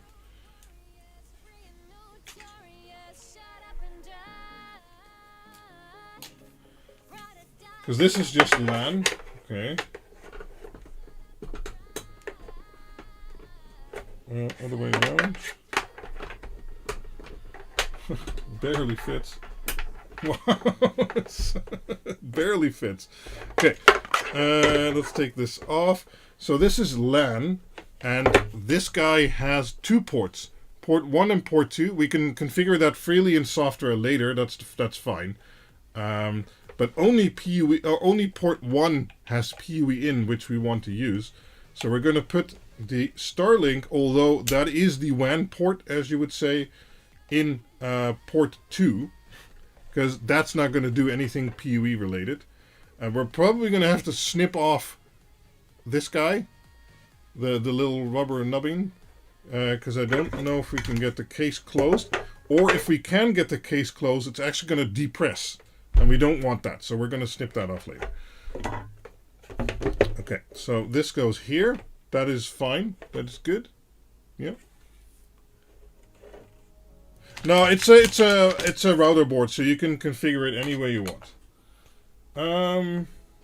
So we should also have 2 blue somewhere. What, didn't we get 2 blue? Yeah. We can use the blue ones for our PUE outputs. And then we can use one, I don't know, other color for whatever.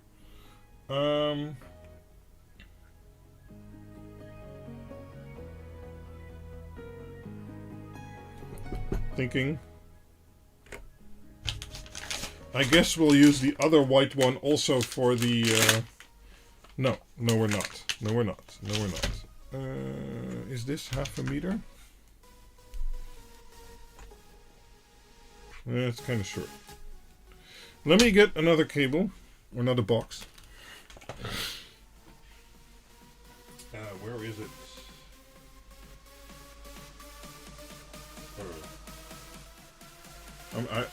I thought it was right here. It's not.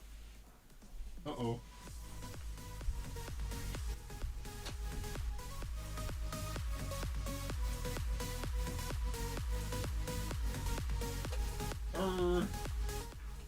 It's really not.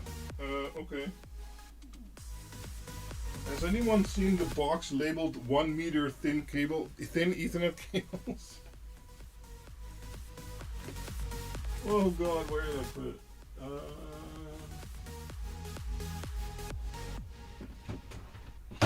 No.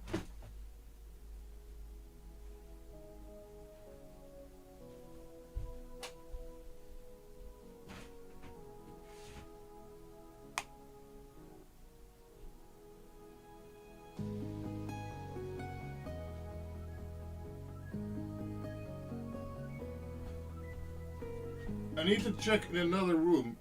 I'll be right back.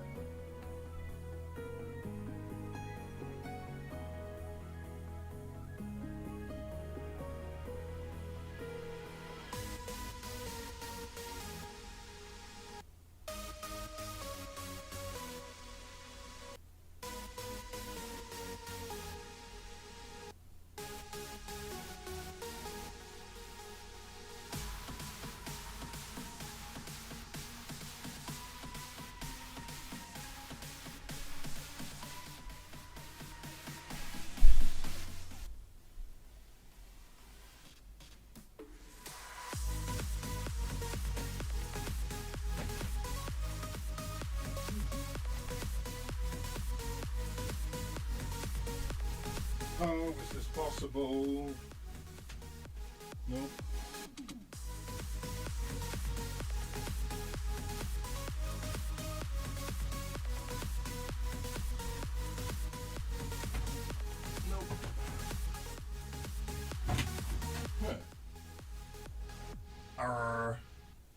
Okay.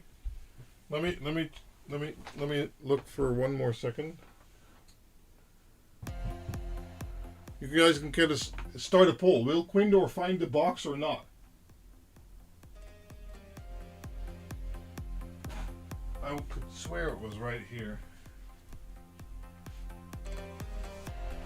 Oh, it might actually still be. Oh yeah. See, I do label things.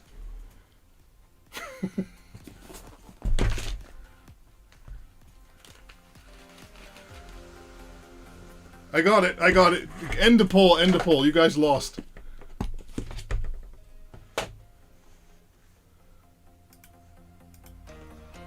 There, we have all kinds of colors. Because that's what I wanted to use initially. But then we noticed, I think we're going to use a purple one, because purple. So these have a 28 gauge conductors. So that's you know, these have 24 gauge conductors, so that's a lot better for PUE, right? So I think we're going to use, this actually needs to go, not this cable. I think we're going to, everything that's not using PUE, but that's only one link, we're going to use these. That's fine. This is also bad. Category 6A, unshielded. Well, I thought Category 6A meant it was shielded.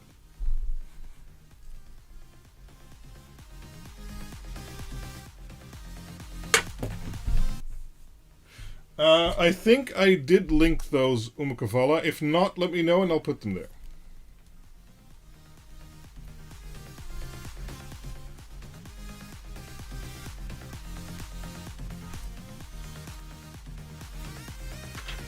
So this is a non-PUE link. So let's put it in here. It's not required. Oh, I thought it was. Okay. I thought it was the big differentiator with Cat 6. So these are a bit easier to use because they don't have such a long plug. There. Okay. So this is our normal Ethernet. This is a meter cable, so it's a bit long, but it's okay. And then we're going to use this white one to power it. That's going to go in port 4. Yeah, that makes sense. Yeah. Because we have port 1, 2, and 3 here. So we're going to use port 1, 2, and 3 on the switch for that also. Port 4 is the Starlink, but port 4 on the switch will be the access point. I think that makes the most sense. No, the MikroTik isn't configured yet. Gray for normal network, yellow for KVM, blue for iSCSI, green for management, purple for trunk. Yeah, I don't have that luxury right now. I bought those thin cables not realizing they wouldn't be suited for PUE because we discovered that last time. Let's take a yellow one. Let's take a look. Oh, there. If you look on the cable, and that's why I don't trust it right now. If you look on the cable, it says, well, it says 28 gauge, blah, blah, blah, right? But it says 30 volts. And we're running 50 volts with PUE. So, I mean, that doesn't make sense to me. So I kind of don't trust these now with PUE.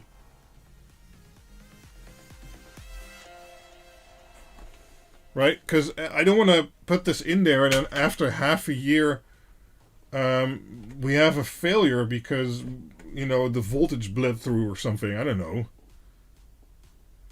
Yeah, the camera is using 50 volt. Yeah.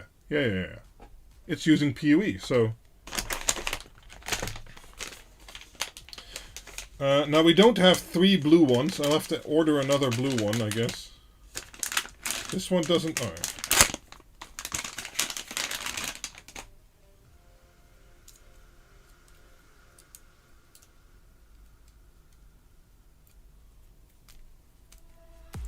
Yeah, this whole box is built around a single power supply that's giving off 50 volts.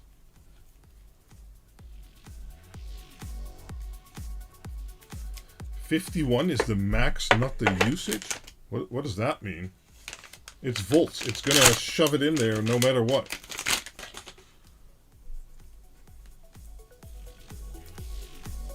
I mean, I've been testing, since we discovered this on a live stream a few weeks back, I've hooked up some of the IP cameras I'm testing in my office using the thin cables, and those have been working fine. I just don't want to chance it, right? So that's why I bought these, the Amcomp brand. I guess I'll put a link in the description, because those are 24 gauge, so that's a lot larger conductor, and they're rated for, you know, 300 volt or something like that. Okay, let's keep those nicely tucked down there.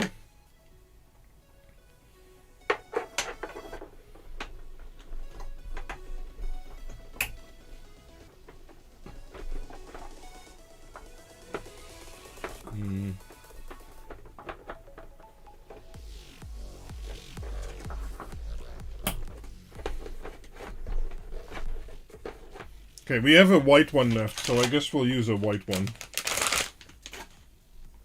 In the end, it doesn't really matter, but...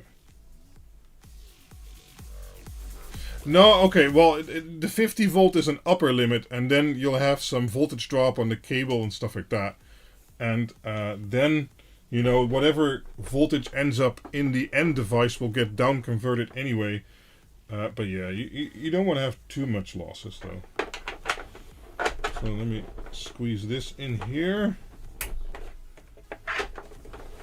And this goes down.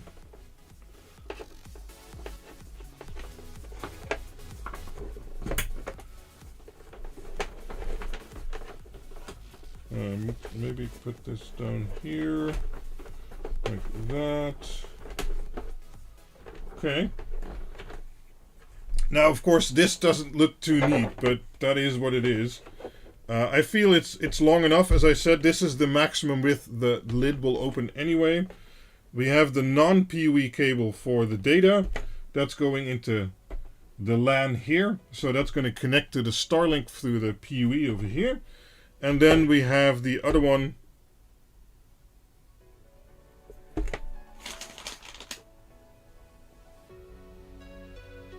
OCD running wild now. Yeah, I mean, one of the loops isn't nice. But in the end, I'm just going to shove it over here anyway. Like that. I could tie it down and then it's nice, because then they're all making the same loop. But for now, I don't think that matters. I'd rather play with the stuff. Okay, let's get this out there. So this needs to go in there.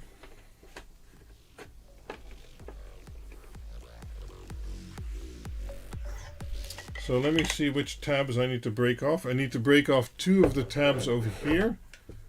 Those 2 over there. Those should come out pretty easily, I think. I don't remember. Yeah, see, you can break those out. The 3 green ones would have been perfect. You think it's too long of a cable now?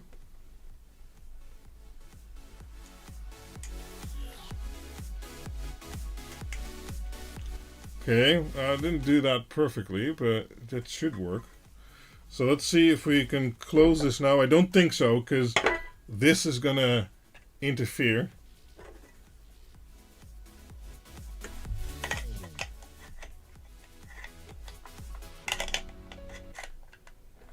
Yeah, see, that's interfering.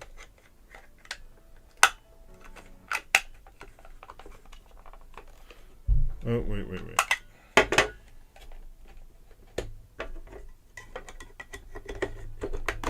Oh, okay.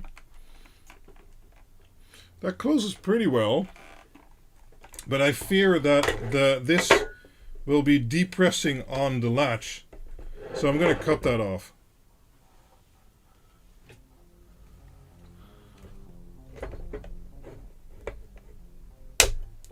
Bye-bye.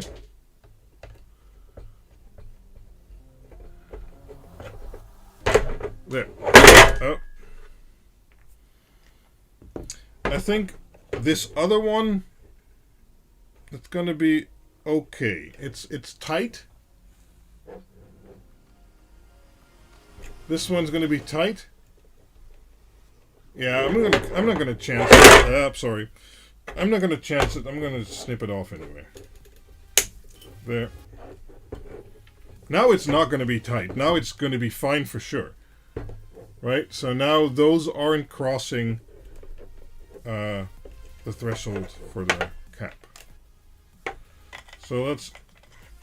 There, now this closes easily. We just need to screw this in. And we're going to close it up because we're going to jinx it. Let me get the tool.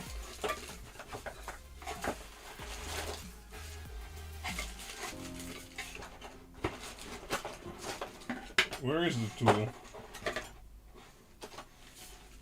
Didn't I get a tool with it? Huh. Oh wow, we actually get Didn't know that. These have a desk stand with it. That's pretty cool. Funny. Okay, no tool. Maybe I have one here. Oh, okay. No.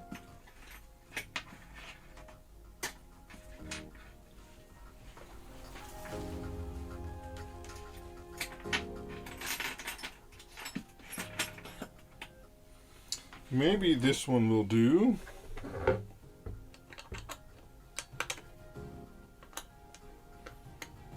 No. Oh, it's just a Phillips. Oh, it's just a Phillips. Oh, these used to be a special tool head, but it's just a Phillips.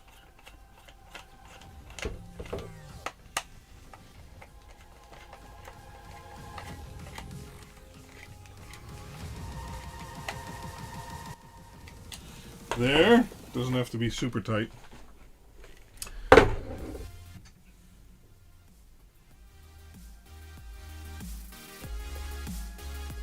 Hot glue for more waterproof, but it's gonna be inside the lid.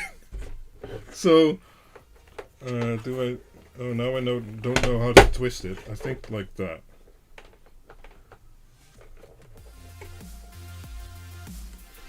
Maybe, no, not more. I want it like that. Now this is straight. That's good. Yeah. Okay, like that. No, don't worry. So I'm gonna use. We have two options. We can use. Oh, that's actually better. So this is the only thing we're gonna glue in the box, right? So we can use two things. We can use double-sided sticky tape, my favorite, right? But that would mean we can never get it off again. And if we have to mess with the cables, I don't think so. Or if we have to reset it, or I don't know. But I have something else we can use. I think that's actually better. And those have been proven to be really sticky also. So, one moment. I need to take a... Velcro, you got it! Philip has been here the longest, for sure.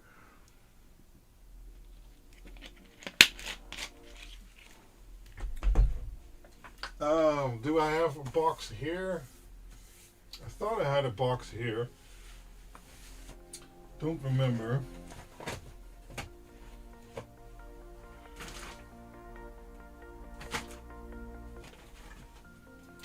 Maybe not. Let me see if I can easily find that.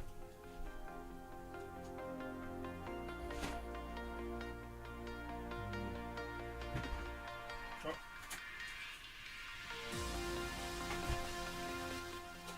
Nope, nope.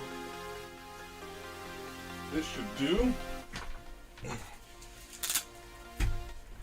This is actual. Oh, wait.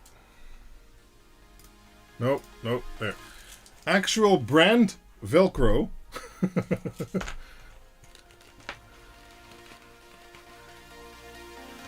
I know, but I mean, how? Oh, lag? Oh, sorry. Not on my side, it says, but probably during the transition. I don't know. How would you suggest we attach this, right? Why does everyone believe more lag? No, I think we're okay. Flat. No lag here. Staple it. What? Now, how would you suggest connecting it over here? I don't want to put holes in there. No lag, no lag. Okay. Oh, it said flag. What? It's fine. Okay. No lag. Okay, good. How would you suggest we attach this? Hot glue gun? No, that's gonna become loose when it gets warm.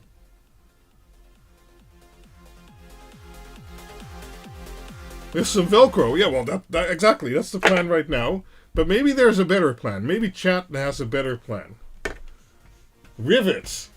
Yeah, but how are you going to make those rivets? How are you going to prevent those rivets from leaking?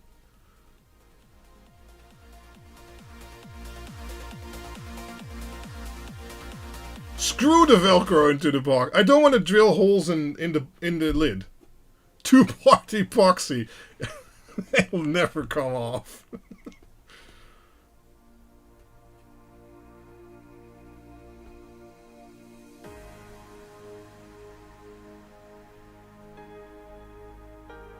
Yeah, but it doesn't need to be waterproof. No, we're not going to drill holes. Gecko tape. We don't have that here in the Netherlands, I think. Secondenlijm, we do have that. But that's a bit permanent. It's fine to be permanent, but I mean, I think the Velcro will do fine. Zip tie through the door. I haven't heard a better idea yet. I think it's going to be Velcro.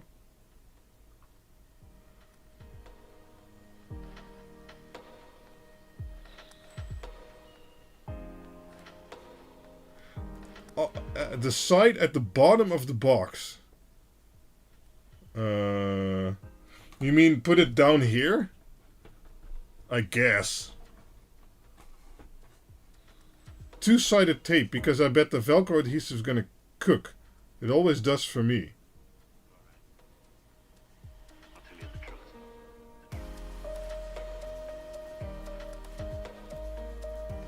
No, I've had good experience with this Velcro. That's why this roll is almost gone. They were actually one of the first sponsors, or the first sponsor of the channel, I think. They sent this box over like 10 years ago. So, still using it. Magnets! Yes, that is a good idea. Although you'd have a big metal plate in front of the wireless antenna. I don't think so. Yeah, no, I think we're going to go Velcros. Velcro. Time for a sponsor renewal. Yeah, maybe. No, I'm still using whatever they sent in the original box. It's awesome stuff, so...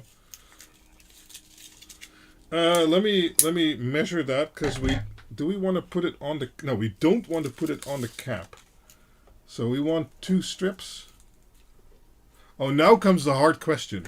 Do we put the fuzzy side on the AP or on the box? In my opinion, we put the fuzzy side on the AP and then we put the hard side on the box.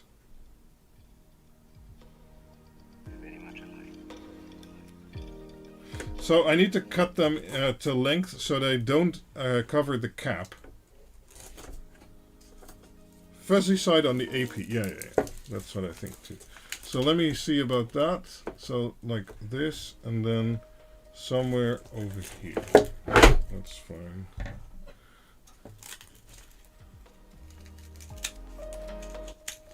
And then for insurance sake, we'll double that up. We'll do 2 strips.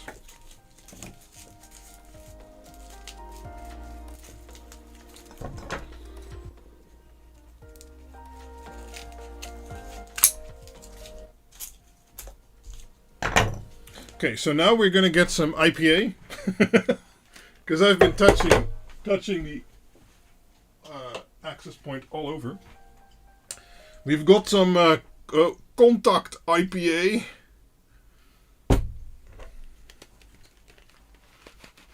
.3M dual lock. That does sound awesome.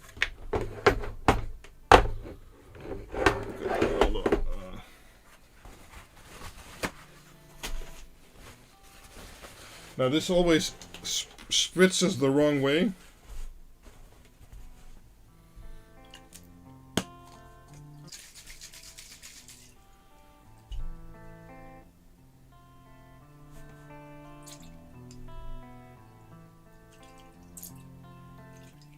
There.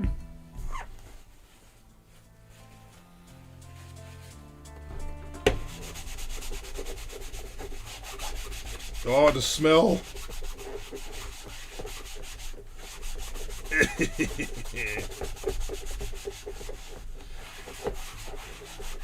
Okay, that should be... Oh, it did rub off a little bit somehow. Okay. Let me use a different part. for the case.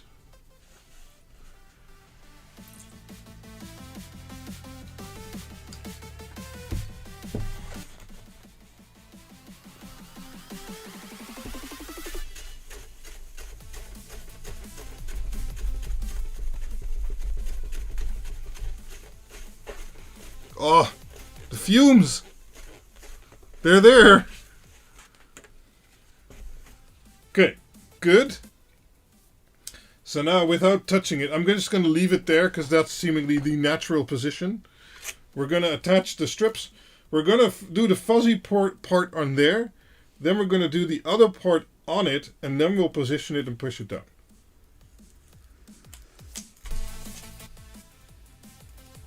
So this just goes something like that.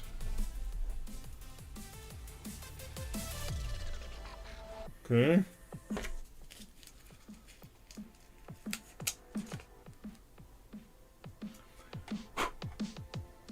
No.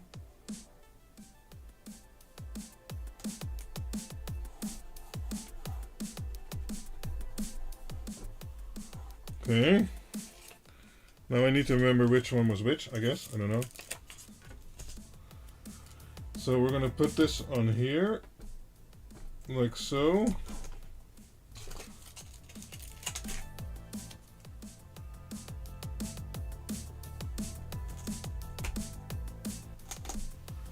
Probably switch them around. Let me see, yeah. So now I need to kind of find the middle, but the sticker is there to help me. I think that's good. Oh, sorry. Now I'm gonna push down on this and move it around a little bit. Later, Big Mikey. Thanks for the donations. Appreciate it.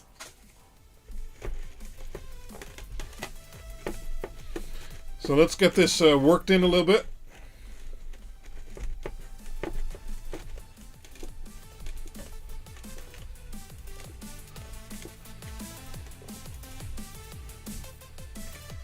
No, this is already an outside rated AP.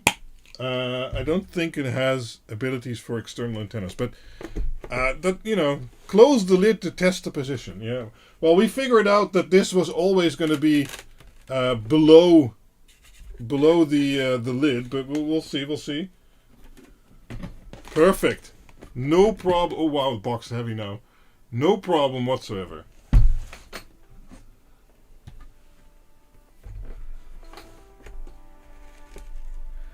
So let me push on that a little bit more.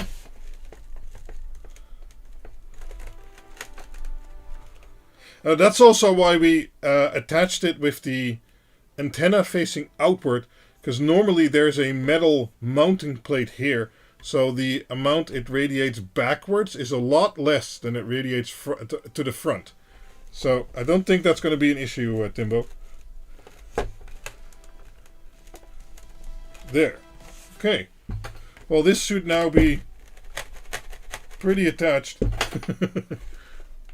I'm not gonna rip the Velcro off yet. Maybe we need to do that later. We'll see. Maybe I'll add a gluable cable tie zip thingy over here, because that can keep these cables neatly down. But so far, this box seems to be coming together pretty good. Vivor makes everything. Yeah, I'm amazed. If you look at what Vivor makes, it's like, whatever, man. You need it, we make it. Cool. Okay.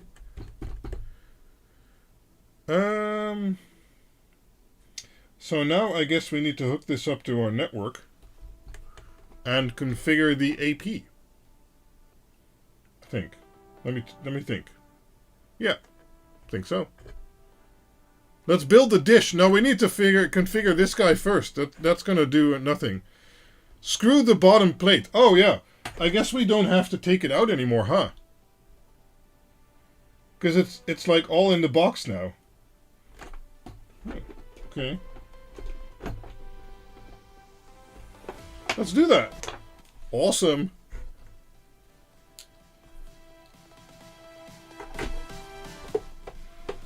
Let's thread these in a little bit and then adjust the plate.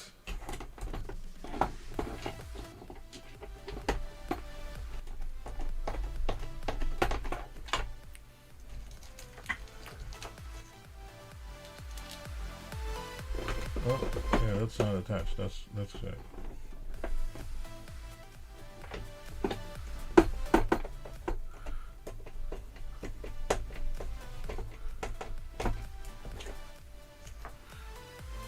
I think we can actually reach all the screws.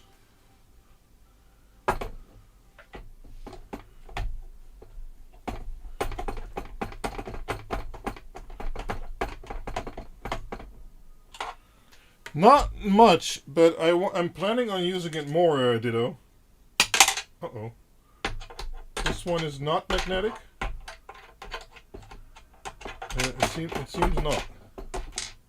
Oh, shit. Hold on.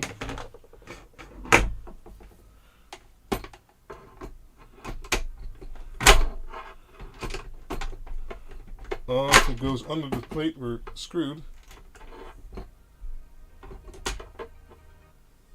No, no.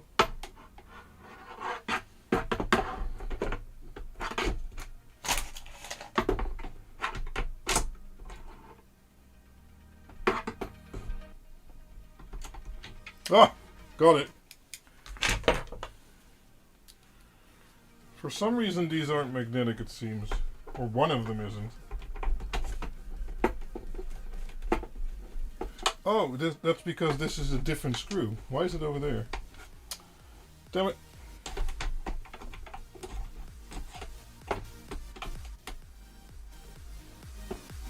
Come on. Oh, sorry.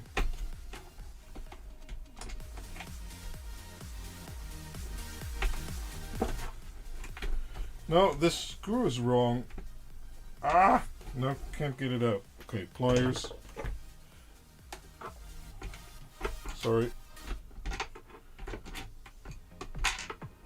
Okay, almost got it. There.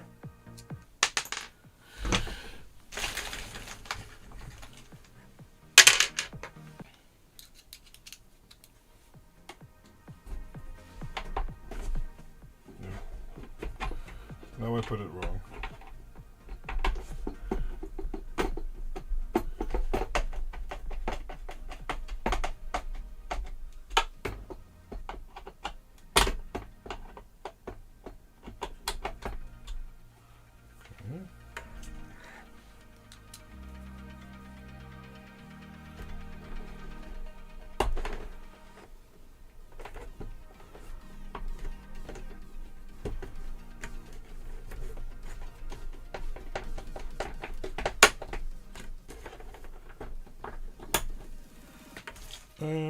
Okay. I might be missing one.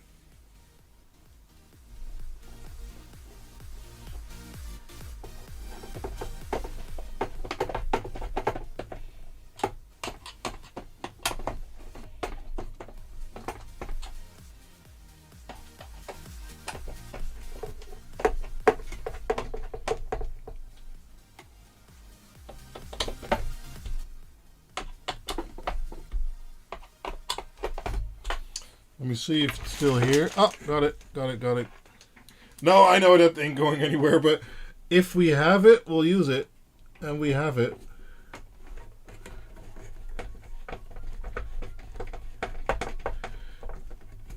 There.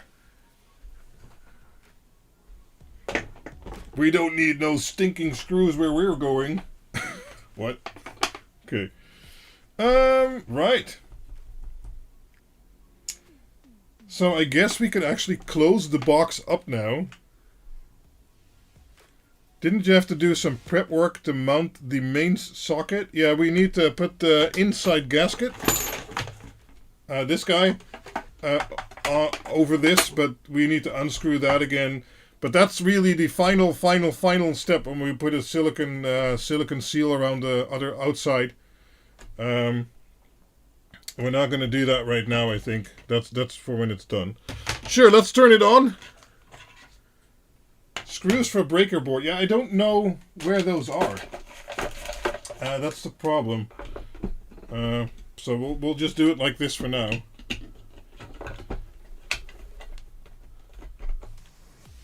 Okay, well, whatever. Oh, we need to turn the breaker on.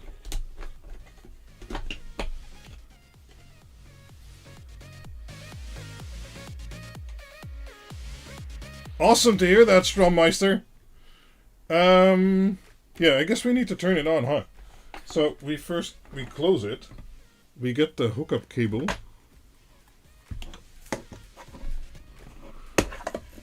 Martijn Vos is here.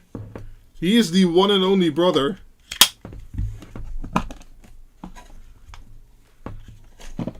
So let's hook this up like that. And let's do it over here. There. It's a bit cramped. Use the 40-meter cable. No. Tarksa. I don't know what that is. StarCam. That is the project we're working on. So let's turn on the socket. Okay. Stream is still there. Oh, it was already enabled. Uh-oh. Oh, look at that. Okay, our power meter has booted. This is all working. Is the switch booted? I don't know. Oh, the switch has a light. Uh-oh. Not enough memory to open this page. That doesn't look good. For some reason, my YouTube just crashed. Are we still here?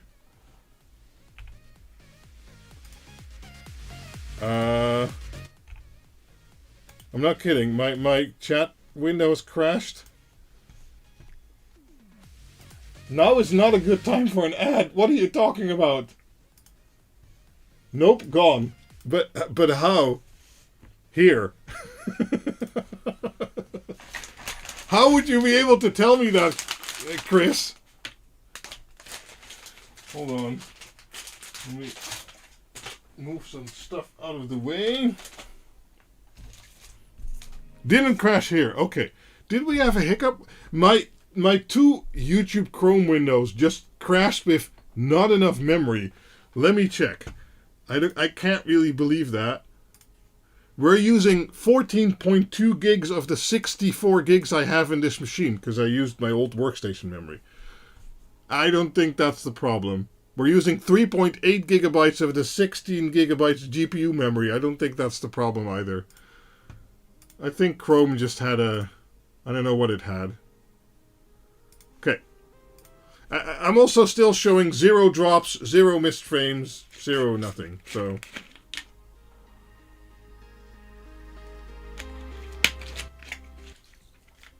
So Project StarCam is using Starlink to hook up some IP cameras on the future building site for the new house, and then linking them over the internet to the home, where I then can record them and time-lapse them and stuff like that. But it's actually just an excuse to play with cool stuff. So we built all this! Look, we have AC going in there with a breaker going through this waterproof box. It will be in the future. And AC is like in here, and then it goes to the power supply, which makes 50 volt DC, which then goes into a PoE switch, which is feeding the access point. And we have a link. We have a link on the switch for the access point, so that's good. And then we have a Starlink injector for the PoE for the Starlink that goes into here. And now we can, in theory, close the box. There, we can also see then how much heat it generates. And now we have these. Oh, did I screw everything down? I think so. Wait. Oh, it's this flap. Okay. Oh, I thought like, everything's rattling around in there. Can there be power somewhere but no internet? Yes, there's no landline internet there. And you can do 4G, but if you're going to send a few hundred gigabytes over 4 or 5G, that's not going to be great. And also some of the spots nearby are tourist places, and then your internet's just dead. So, well, no, I don't think we're going to put a UPS battery in there. What I'd like it to be is like auto booting, so that if power returns, it works. It still works, right? So yeah. Oh, cool. So the access point is hooked up to the switch. So let me see if we can take one of my cables here.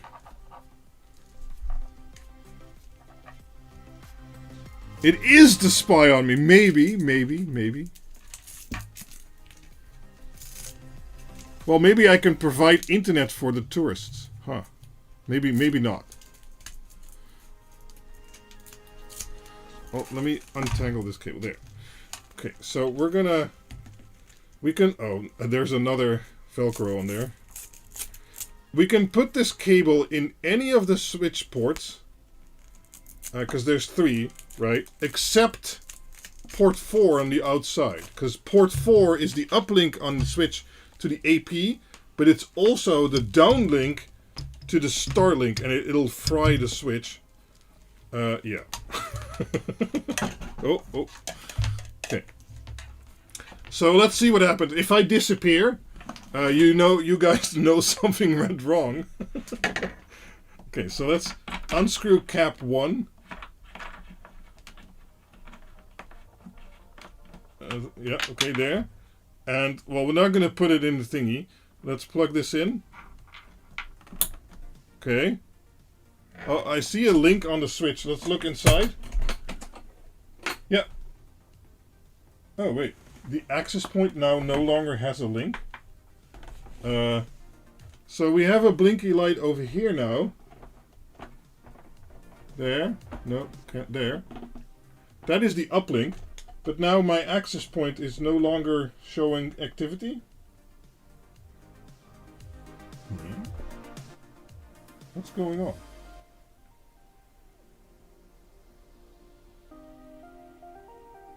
That is not expected. Okay. Well, we'll see. We'll see.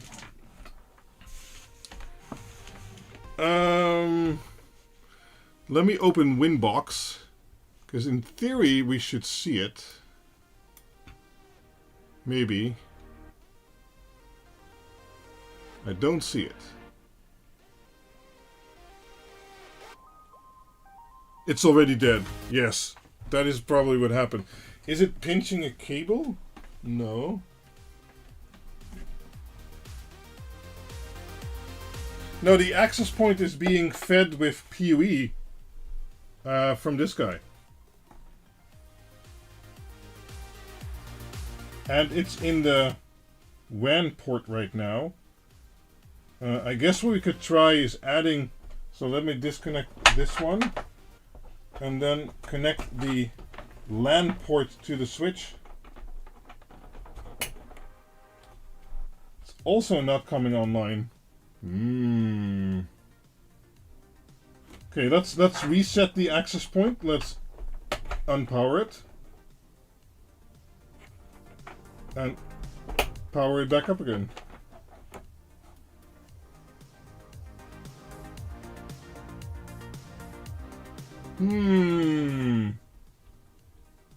Something is odd.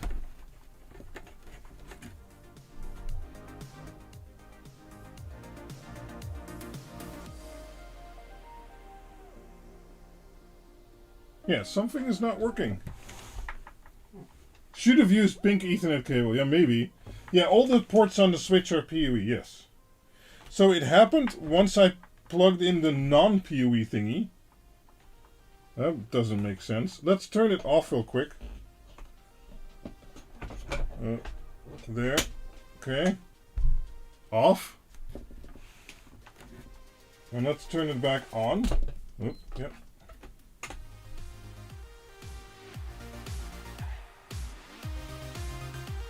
Okay, switch is booting.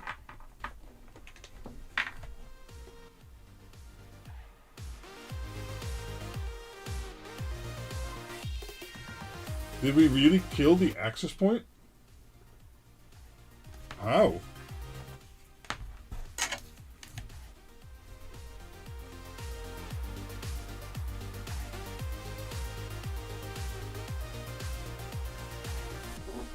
I don't understand.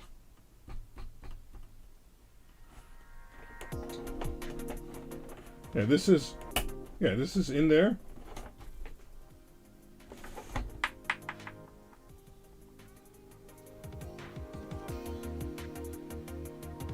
Well, it was just powered up. I showed you earlier that was powered up. Do we see the wattage? No, we also don't see the wattage, huh? Yeah, okay, go to standby mode. There. So 5 watts. Yeah, okay. So let's unplug it on both sides. Maybe it overloaded the port. Let me plug in the PUE input to another port on the switch. We do see more wattage now. Yeah, now it's blinking. So... Oh, hold on. Ah! No. So now it's blinking. Okay. Let me disconnect that again. Cable looks fine.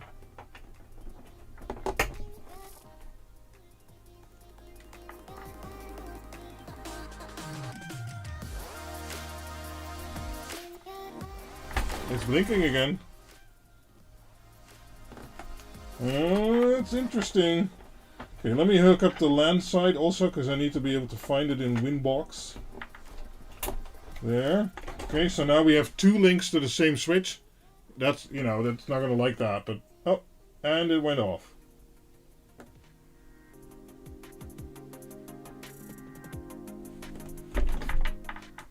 Well, that's unexpected. Yeah, oh, wait, it's back. It's back. It's blinking. It's blinking. It's back. This might be something we need to take a look, keep an eye on. Let me see if I can find it. Oh wait, no, the uplink isn't plugged in. Okay, let me plug in the uplink. There. Oh, wow, okay. I just saw it happen. I plugged in the uplink and the PUE just died.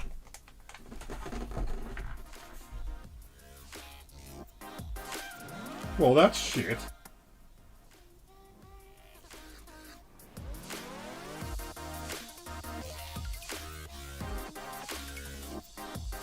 I guess that's what I get for buying a cheap Chinese PUE switch.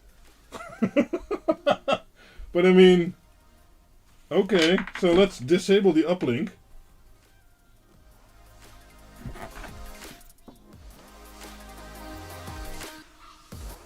And now it came back. No, it's plugged into a PUE switch, but not on the PUE on a PUE port. Yeah, it's plugged into a normal gigabit port. I can try another switch though. I have a second switch here. I can actually try a different cable just to make sure. Let me get one.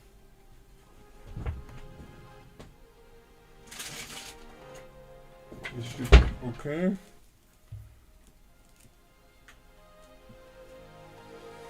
Is this? Oh, that's not long enough. Hold on. So let's try a different cable with a different switch. Maybe this one? Yeah.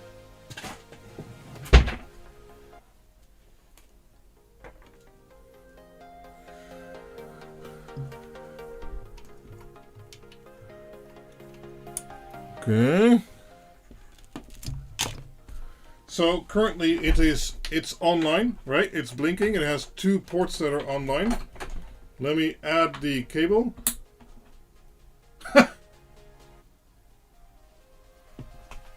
Yeah, and now the other one is online. It's at 2.5 gigabits, so that's why the second LED is also lit. Because this is a 2.5 gigabit switch. What?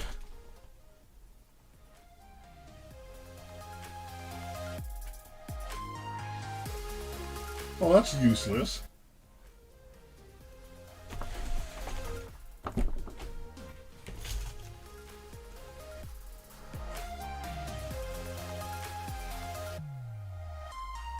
All PoE or none? I don't know, man. Now I have a temporary solution for this. So let me test once more. So currently it's doing that port, right? At 2.5. So let me unplug the uplink again. Remember, that was a different switch with a different cable. Yep. Now, but this is also a non-PoE link. This one also has this has PoE, this does not. Huh?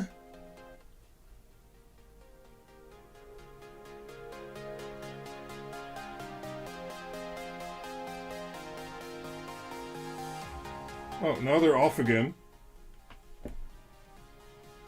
And now they're back on.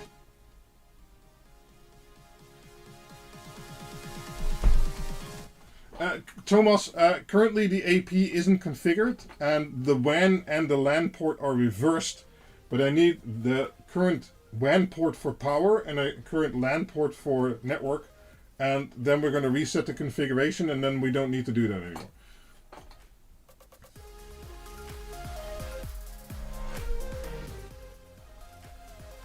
Yeah, but currently the switch already has a PoE and a non-PoE link. So then why does it make add? Let me try the second port on the bottom. Let me try another port. Maybe this thing is broken or something. So let me try that guy. Nope, still. Jesus.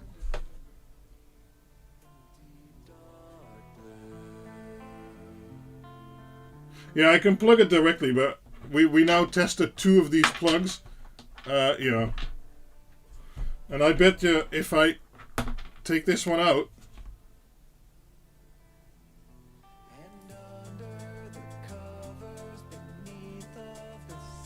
Okay, yeah, maybe the ports are crossed. Okay, sure. Yeah, that's a good test. Okay, sorry. Yeah, it's a good test. Thank you. Good one, Core. Okay. So let's take this one out and plug it in directly. Nope. Turned off. Now that port's online. Take this guy out.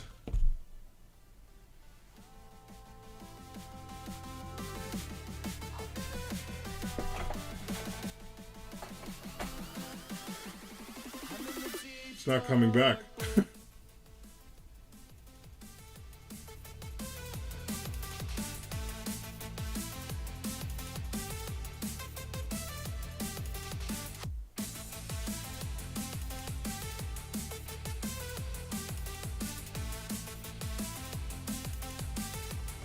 So, oh wait, no, they're not coming back. Let me plug. So I need to plug in blue here. Hold on.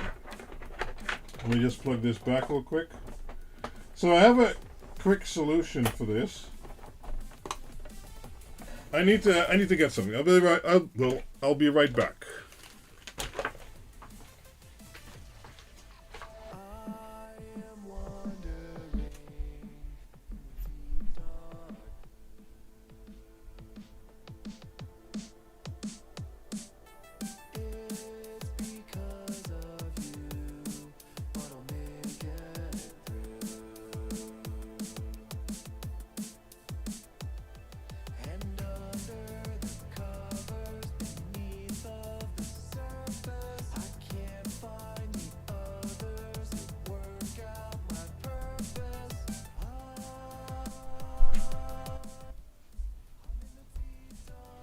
So I have some SFPs, SFP Plus modules actually. These are 1, 2.5, 5, and 10 gigabit. Let's see if we add one of those. If it works. I mean, currently the switch is still dead. So let's turn this off. Yeah. Turn it on again.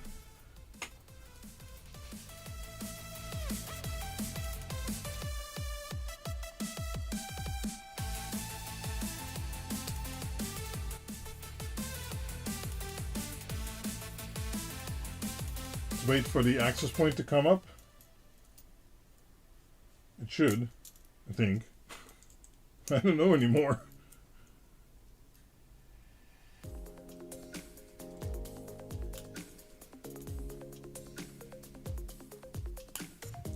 So now it's just not coming online. Let me remove the non-PoE cable.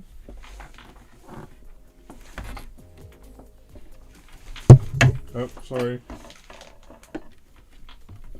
Yeah, okay. Yeah, now, okay, so now it's back online. Jesus. Okay. Let me add one of these.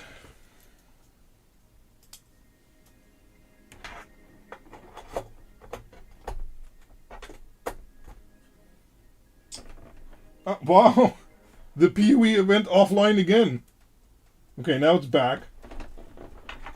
So let's hook this up here. Let's see what it does. Okay, yeah, that link is online. So let's add a second one. I don't know with the switch, man.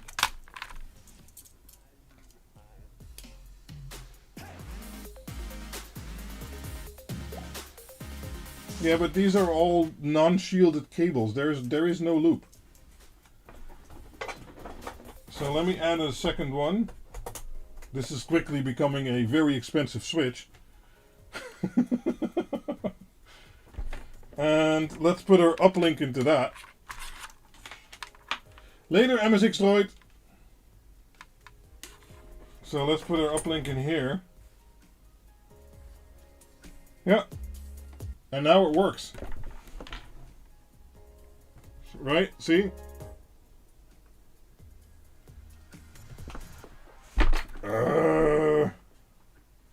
What?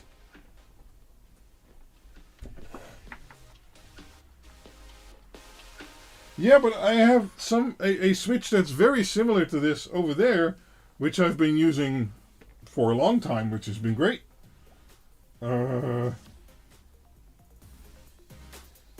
Switch manual will help. Well, what's it gonna say? There's a VLAN button there. I can turn that on and off, I guess. Okay, that reboots the switch. Interesting. Okay.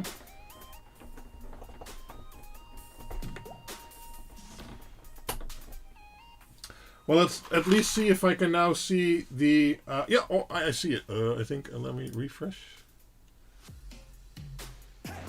Oh, this is a WAP. Yeah. Oh, I see it twice. Interesting. So I can't see it through the uplink. Oh yeah, of course, that's not disabled by default. Okay, well, that's good. More PoE devices. I currently don't have one. Maybe I do have one. I'm gonna take down the testing Dig Octa brainboard, Philip. Hold on. Okay. So I have this Dig Octa brainboard on a PoE extractor hanging from the ceiling. It's a different story. Okay. So let's that's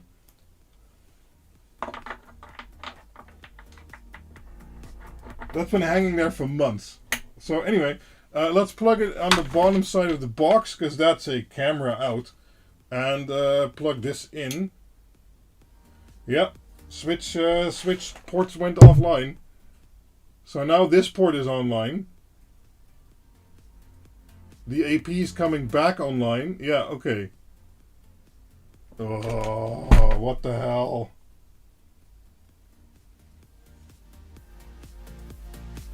I mean, it's working. This now has link, so that's good. Oh, AP went offline. For some reason. Oh, AP is back online. Oh no. I don't want to admit it, but we probably have to look for a different switch. And one that's the same size or smaller.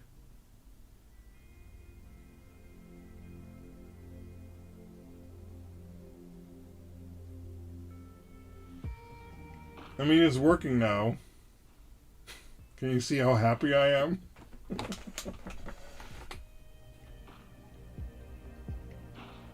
Your switch does not have enough power? Mate, we're using 19 watts in total.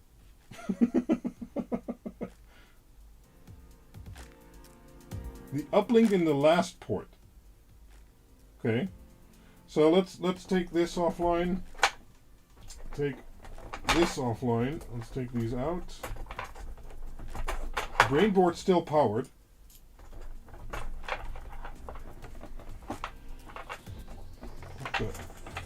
What? Okay. Nice and warm. Okay. So we currently have the access point in port 4, right? And we want to take that out. Okay, that also resets the brainboard. So the brainboard is now offline. Let me try and show you that. There, you can now also see the brainboard. Now the brainboard's online again. Let's see if I put the uplink in port 4. Okay.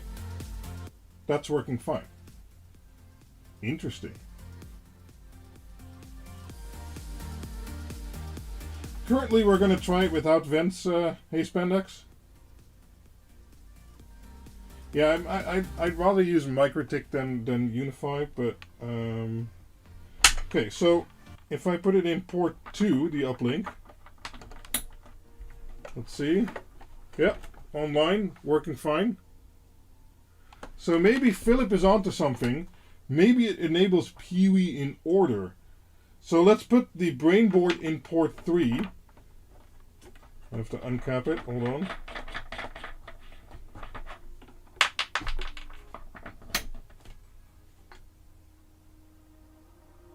Okay. Oh, well that worked fine.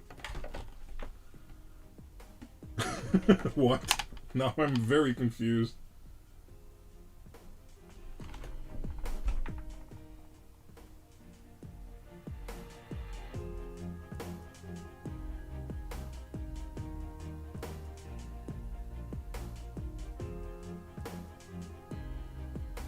So this worked fine. What? Okay, let me put it the uplink in port 4. Online, doing fine. Let me put the uplink in port 1. Online, working fine. Okay. Let me add back the MikroTik, the access point in port 4.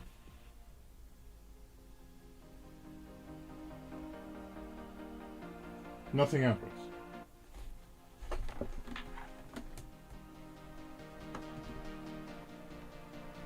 So we have a 2.5 gig uplink in port 1. It's not liking the MikroTik PUE. That is the problem. It doesn't understand the MikroTik PUE. Or at least not at the same time with another link. What? Let me turn it off.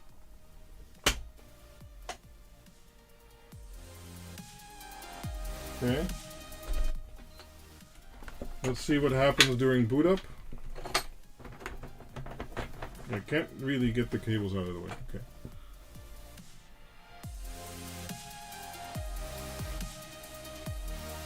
Yeah, so now the MikroTik isn't coming online at all. Right? we only have the uplink and the brainboard. So if I take out the brainboard,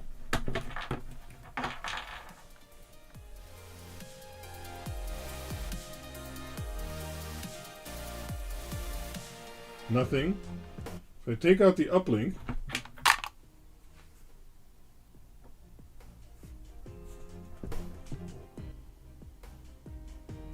and the AP comes online.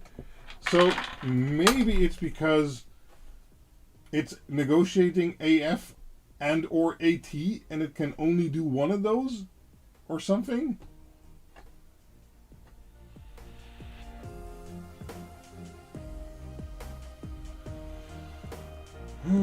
Okay, well, it's offline again. Now it's online again.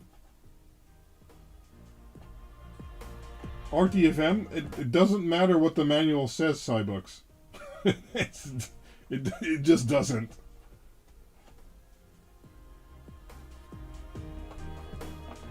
It's not a bad connection, is it? No, this is fine. Can I find the access point right now? Refresh.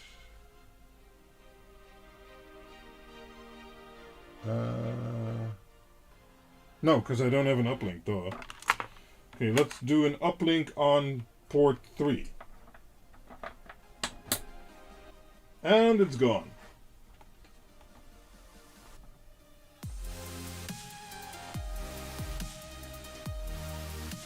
Okay, now the uplink is up, but the access point is down.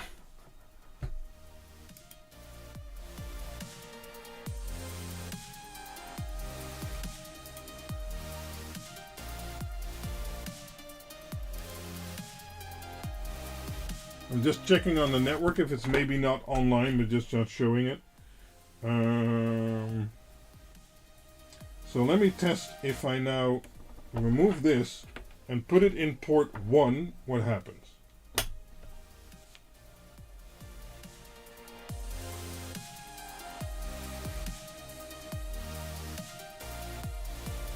Nothing. Nothing at all. Let me add the brain board for, you know, fun.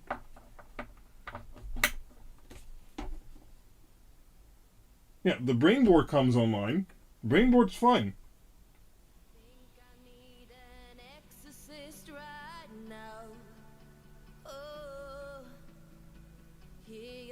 So the common denominator here is that as soon as the MikroTik is drawing PoE, it doesn't like it. Because I can put the brain board in port 1. Perfectly fine, nothing happens. Right? This comes online, does its work. Okay. So if I now add the non-PoE connection here, how does that do something? Well, of course not, because the access point's offline. Okay. Well, there is still this thing. If the PoE for the access point is the problem, because getting another switch in here is going to be a real hassle. But if the PoE for the access point is a problem, we have this gigabit PoE injector from MikroTik itself. We could feed that to the access point. The PoE budget is like 60 watts or something.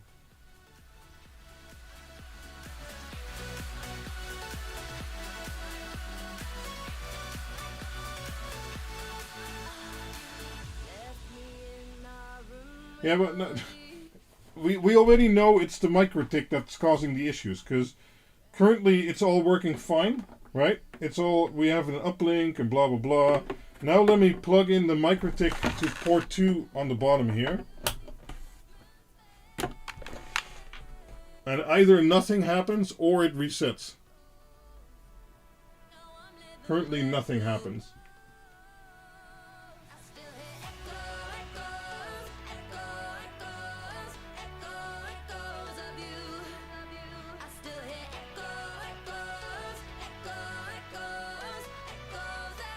Yeah, nothing happens. Okay, so now let me take out the brain board. Yeah. Plug in the MikroTik again. Nothing happens. Now let me take out the uplink.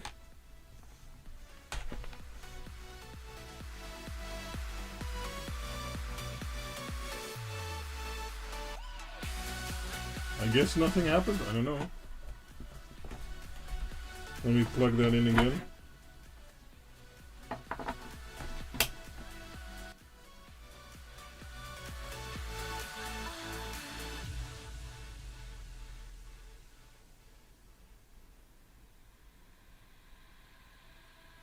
Yeah, so let me get a random other PUE device.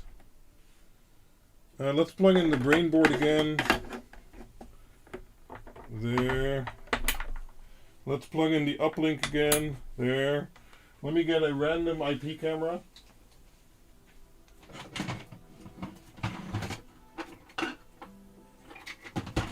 No clue what kind of IP camera this is. This is an HDW 4830 EM, but at least it says PUE. Good. Okay, let's plug in the random IP camera.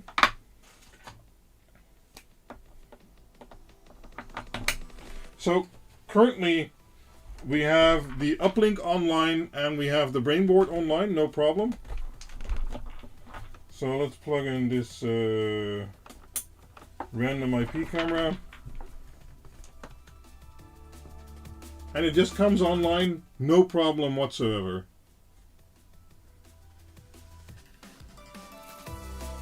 And let's give it a good test. Let's give it a good test. Let's plug in another IP camera.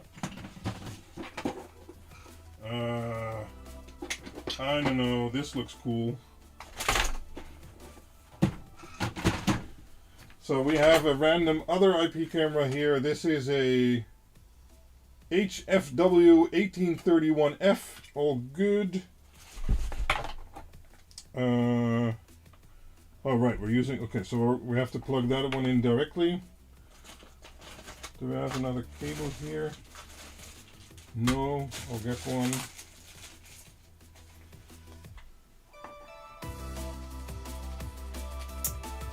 And go into this port.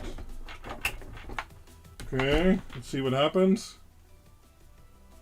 Comes online, no problem.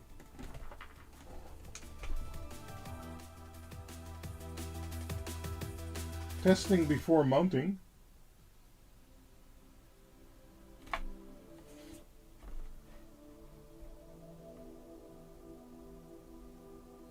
No, this is the PUE for the Starlink, so we don't use the fourth port. We keep that capped up, because that's going to destroy everything you connect to it, except the Starlink. So right now we have 3 PUE devices and an uplink online without a problem. So I would say preliminary conclusion is that the MikroTik PUE is causing the issue.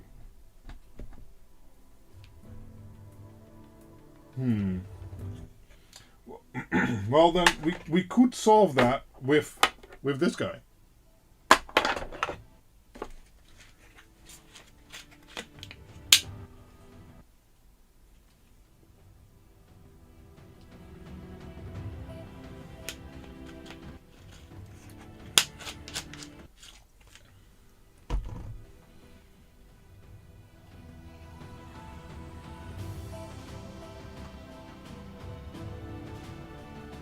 Isn't this 24 volt input? Oh, that's a good one. Oh, no. It says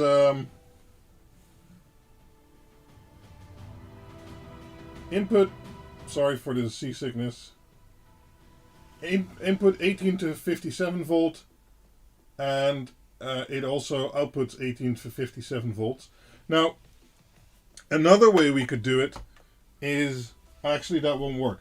We can also run a DC line directly, because it also has a power jack input.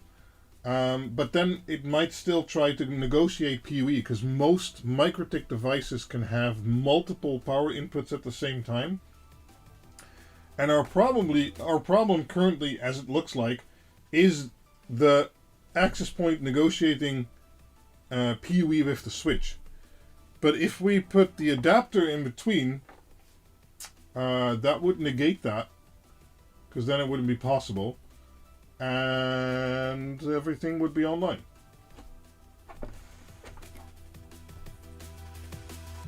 This is a WAP-AX.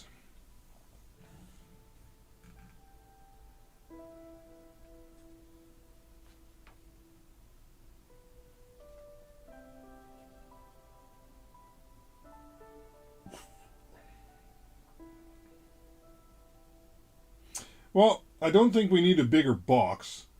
I'd really just not want to change this one if we can get it working reliably, right? And it seems that anything we plug in works except the MikroTik, because we have a PUE extractor here, we have an IP camera here, and we have an IP camera here, and those have been online for the past few minutes, including an uplink with 2.5 gigabit, no problem. And in real life, that is kind of what it's going to do. So if we can solve the power problem to the MikroTik, we might still be able to use this switch. I know it's not a great switch, that has been proven. It uses a special Ethernet cable. What does? Oh, you mean the Starlink? Yeah. It uses power on all 4 pairs using their own thingy. That's why I have this special injector, which can do up to 150 watts over the Ethernet cable. Okay, so let's turn this off. And then boot it up and see if it comes back up. If it does, I think we're gonna hot wire this adapter. And then see if that solves our issue, and then I'll need to think about it. So let's see if this comes online just fine. Sorry. Switch is booting. Yep, that's fine.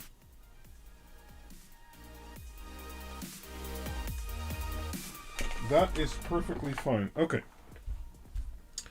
Where did I put those SFP Plus caps? Not that they mattered that much, but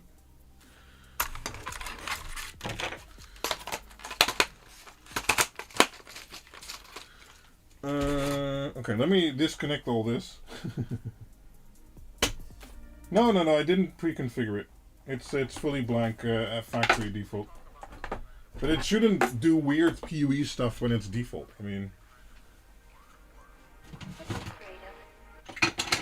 I do not believe that is the issue.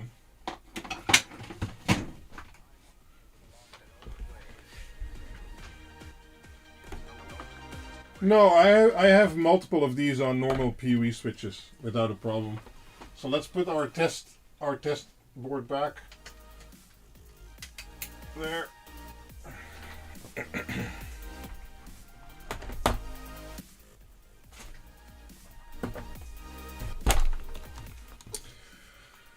Okay. How do we want to do this?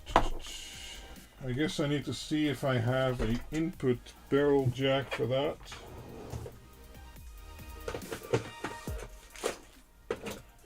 Maybe over here.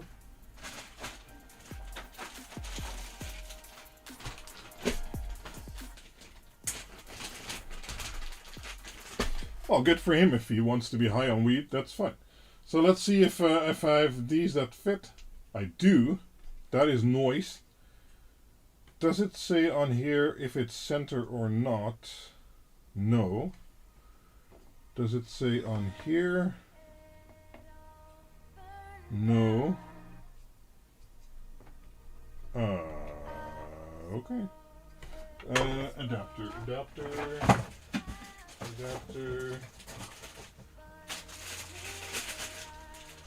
So this is the adapter for the MikroTik you get with it. It outputs 24 volts, but you know, it can take a range of voltage, so that's fine.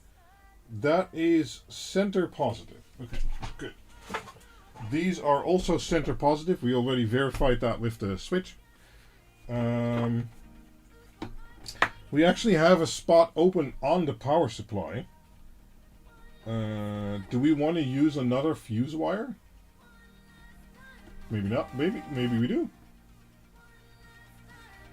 Maybe we just use another fuse wire to the power supply directly, huh?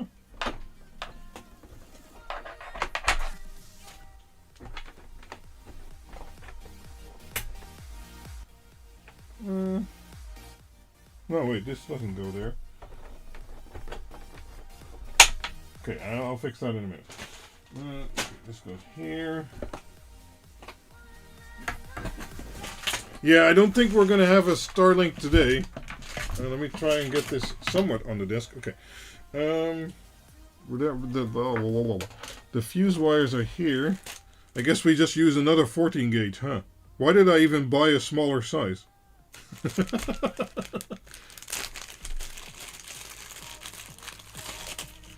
Okay, fuse wire.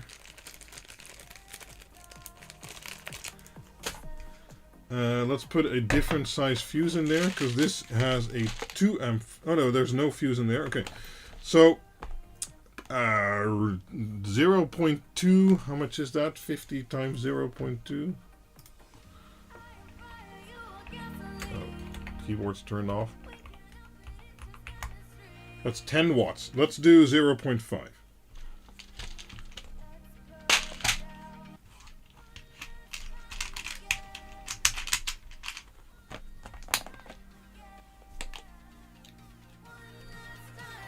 Okay, so we add the fuse in there.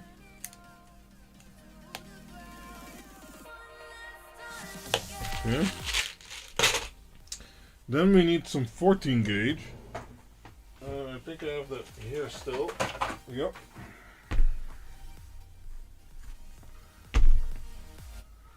So let's measure that out. It doesn't need to be very long, but we'll keep it the length it currently is.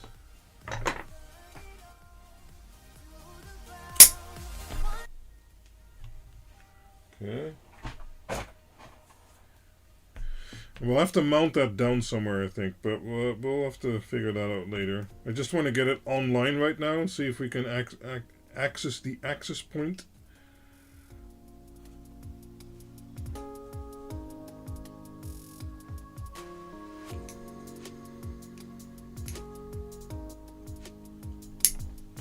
There.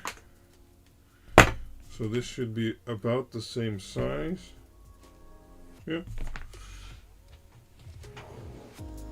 Now I'm not going to bother like last time. We're just going to immediately do it the way I did it.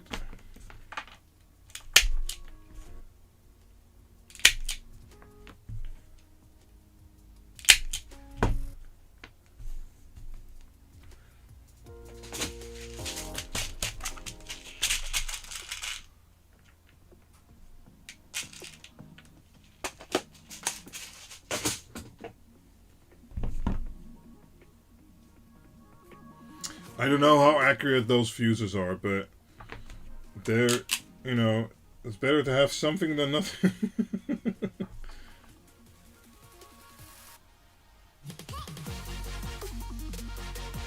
Okay, need to do it the other way around.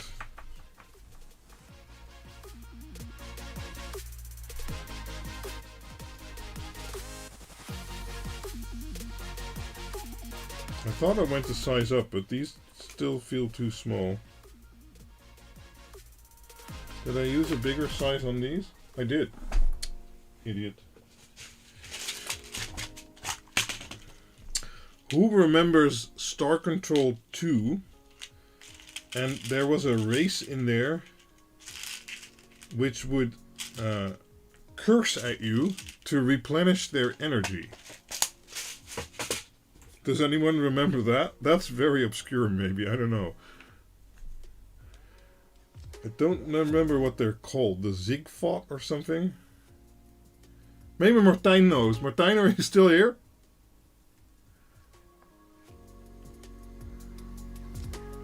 But they would go like moron, idiot, and stuff like that. But they would also get revived when you killed them, I believe. I don't remember. There's a Kickstarter for the sequel. Yeah. But I don't remember what the race is called right now.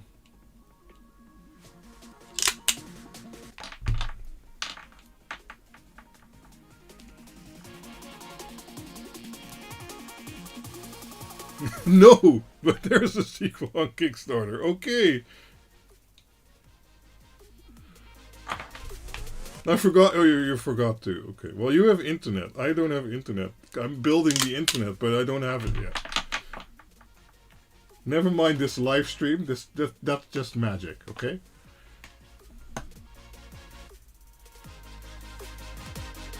It's Sunday. It's Sunday already? Oh, it is. I've been streaming for 3 hours and 11 minutes and we still haven't gotten anywhere. I try. I really try. Okay.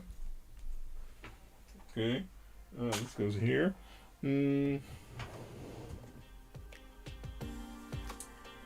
Right. Where's the... Oh, okay.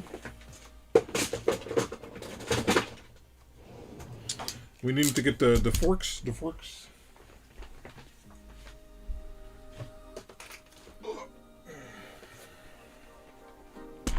No, that's not the forks. Not the forks. These are the forks. 2-4, that looks correct.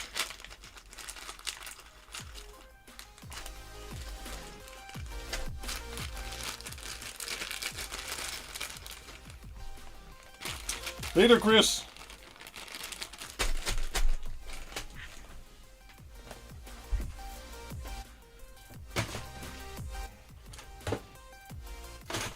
There. Oh, good. So, oh, we don't have a shorter and a longer one. Okay, that's good. So let's add these.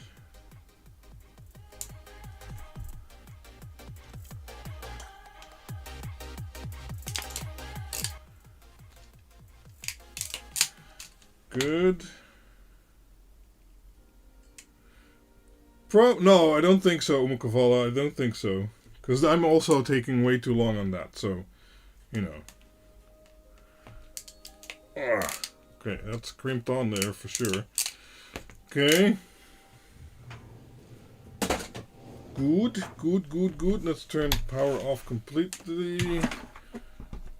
Okay. So, we need to add this here.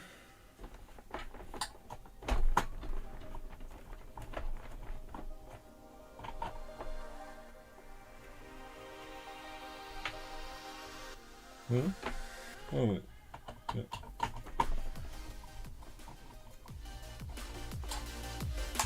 Okay, this one goes here-ish.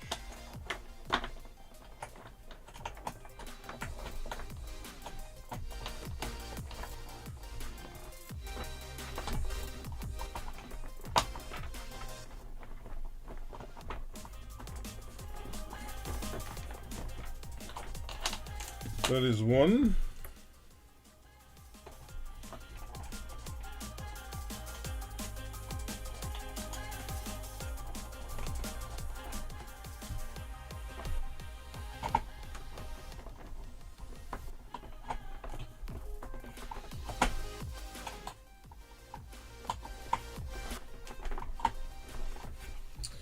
And two.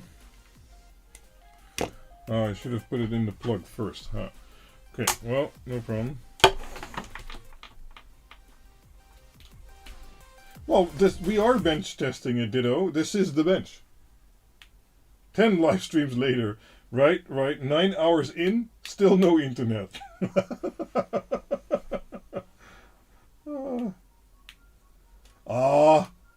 Juffle, that Let's see if we can get these in now. Last time it also took us half an hour. Okay, first one went in okay.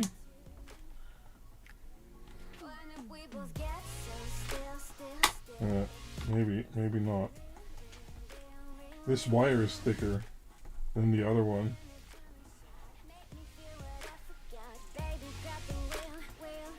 Oh, I think I got it.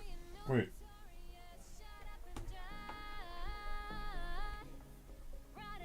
Something feels off, but I'm gonna go with it.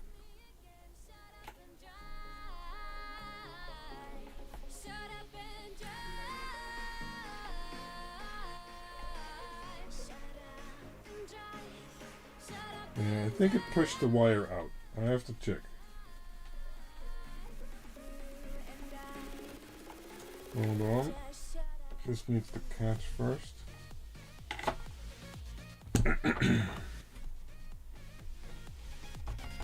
No, seems in there. Let me get a better screwdriver tip.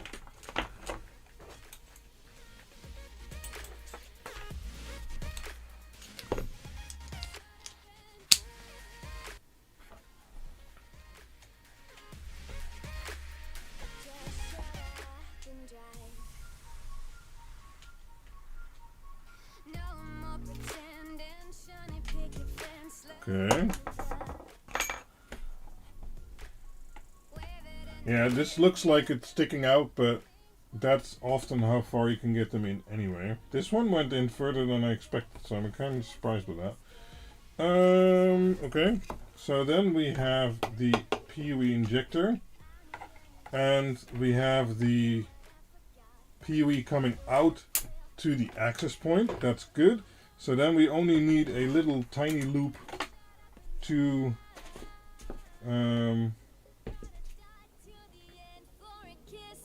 I guess we can make then another purple cable, because that's also access point related without power, right?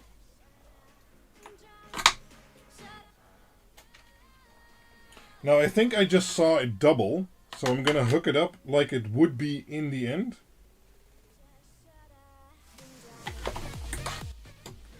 Because I think we can access the WIN box over the WAN port. So this one needs to come back.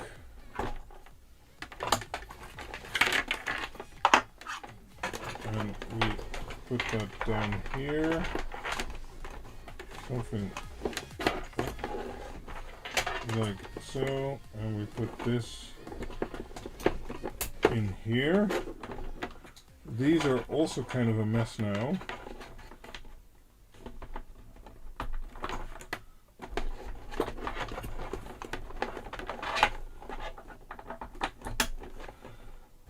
That's a bit better. And we'll probably tuck this down here somehow, and maybe I'll also Velcro this to the edge of the box like that, so this can still open and close, but it's not flapping in the breeze anymore. It is for right now. That is okay. We might want to route these power cables underneath. We'll see about that. But for now, I'm just going to plug it in like that. Or maybe I'll have to see, because this part isn't that long. Maybe I'll Velcro it down there. I don't know yet, because I don't want this flapping through the box. There's not really exposed contacts, but you know. Okay. So, where's my safety glasses? No, really. Where are they? What? They're gone. Oh, there you are. Okay. There. Good. Safety squint will do. No, that's wrong advice. Okay, the socket is still on. I'm turning on the power the power strip, but I believe the breaker is off. It is. Okay, so we have port 123 uplinked to port 123 here. Port 4 is the Starlink one, so we're not going to touch that. And port 4 here is the power uplink to the access point, but since that wasn't working directly, we now have this guy in between, which is getting 50 volt directly from the power supply and acting as a intermediate power injector. And then this purple cable is going to the LAN port on here, because that's going to be our WAN port in the future, directly uplinked to the Starlink. Hope somebody could still follow that. Okay, so let's turn this on. No explosions yet. Let's see what comes online on the switch. Switch is booting. Access points online. Good. Is this... Yeah, the PUE adapter is also online. Okay, so now the clue is, can we plug in the uplink without the switch doing weird shenanigans? So uplink, insert. Oh wait, the access point turned off already. Okay. Okay, well, okay, access point's there. Switch, insert. And we can. I believe this is the first time we had the access point online together with the uplink. Awesome.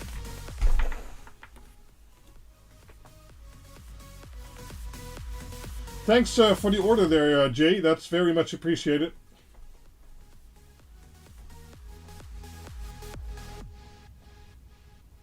Go to garden now. No. Let me check the Microtech app. Yes, I can see a WAP-AX. Okay, so let's put now to make sure, and then we'll take a quick look at the Microtech. To make sure this works, let's get the random AP or the random cameras again.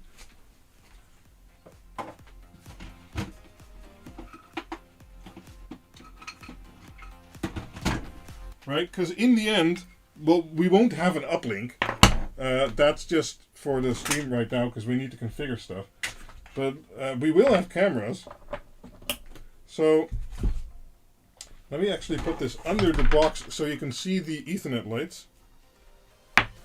So let's plug this guy in.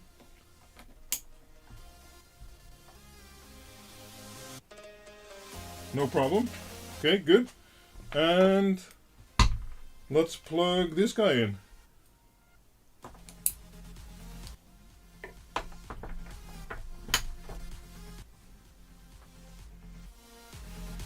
Okay, the other camera turned off, but it turned on again. Not sure why that happened, sure. But that seems to be uplink, 2 cameras, Microtech, no problem. And in theory, I should be able to add, let's do that, like the actual end game results.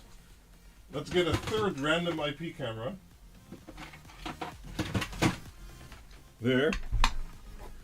And let's plug that into the first port. Because this is how it would be in the field, right? With maximum cameras. Okay, third camera. There. So now we have 3 cameras online. In theory, we also have the Starlink over here. And we have the access point and everything working.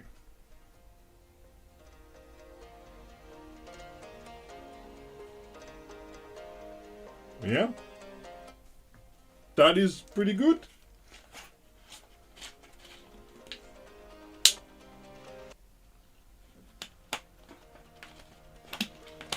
And we even still have expansion capabilities because we could use the SFP Plus slots to add even more ports if we really needed to. But in theory, we shouldn't need to. So, because this is 3 cameras, yeah, I think that's going to be enough.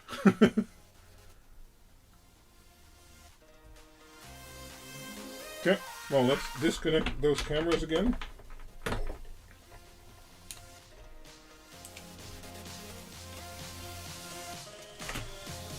And take those away.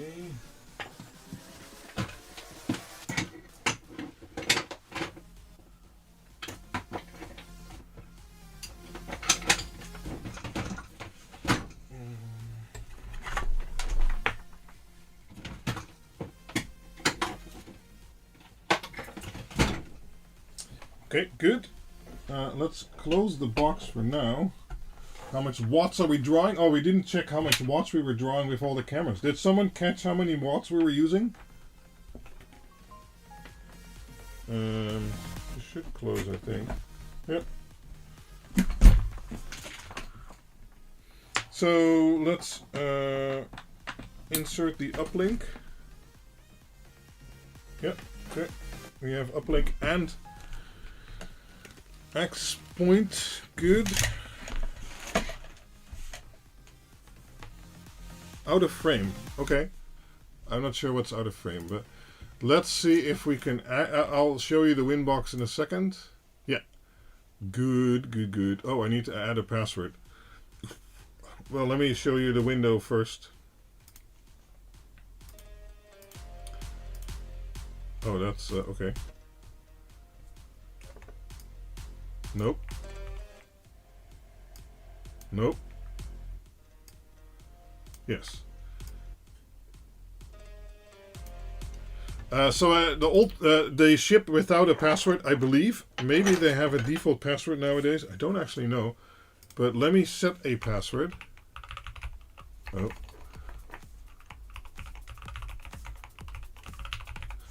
Let me change that.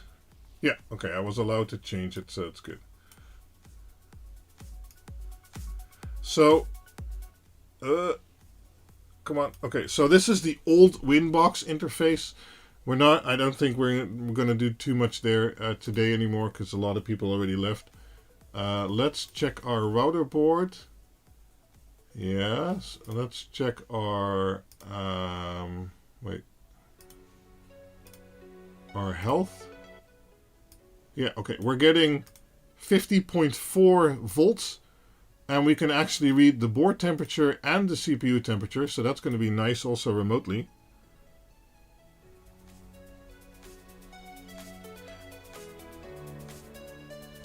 Yeah. So basically now the uplink, the WAN uplink in the future is not going to have PUE. Oh, you can't see that.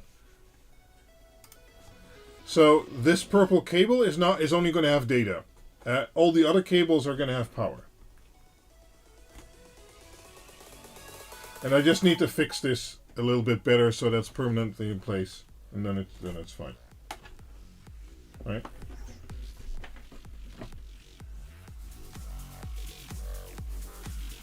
Okay. Good. Let's see, interfaces. Yeah, we have Ether 1, Ether 2, and then we have two wireless transmitters, one for 2.4 gigahertz and one for 5 gigahertz. Yeah, is there any configuration in here? No, there's not. Okay. So there's no firewall rules, there's no NAT rules, there's no Mangle rules, okay. Does it ask for an IP address? Nope. There's no IP address here. Nope. Okay.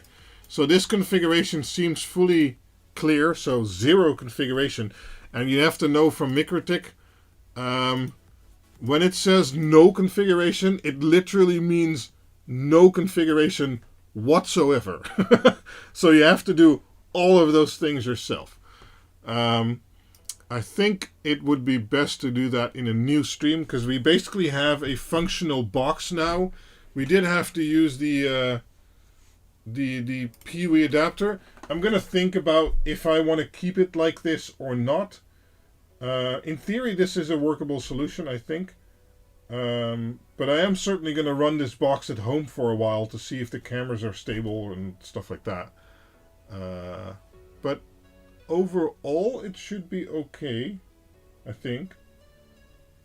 Yeah, it just sucks that we have to use this. But that's either the fault of the MikroTik, or of the PUE switch, or the combination. Because you saw me plugging in a PUE extractor and 3 different IP cameras, and it had no problem whatsoever, except when you add this guy, it suddenly has all kinds of problems. So, who then is to blame? The PUE switch or the MikroTik? It's a bit hard to say right now. But we circumvented that by not having the MikroTik do PUE but using the extractor. And then seemingly it works fine. I don't know, man. Ah, yeah, that's right. I connected over the MAC address. You can also see the MAC address here in the session ID up here. yeah, so you can connect over MAC, so you don't actually need an IP address, because this router, access point, etc., doesn't have an IP currently, right?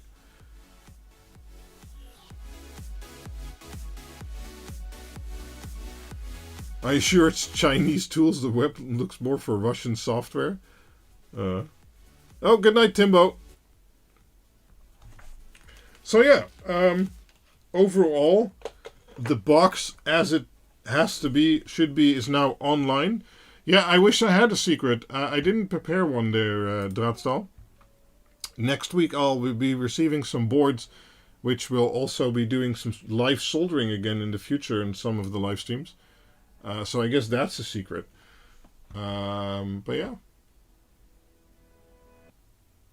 It's nice we have 2 temperature sensors, so we can also watch the temperature of the access point and its CPU remotely. So, you know, I can log that somewhere and be cool to see. Yeah. So I don't want to get into the configuration right now. We'll do that extensively during a new live stream, I think. Because I think that'd be interesting.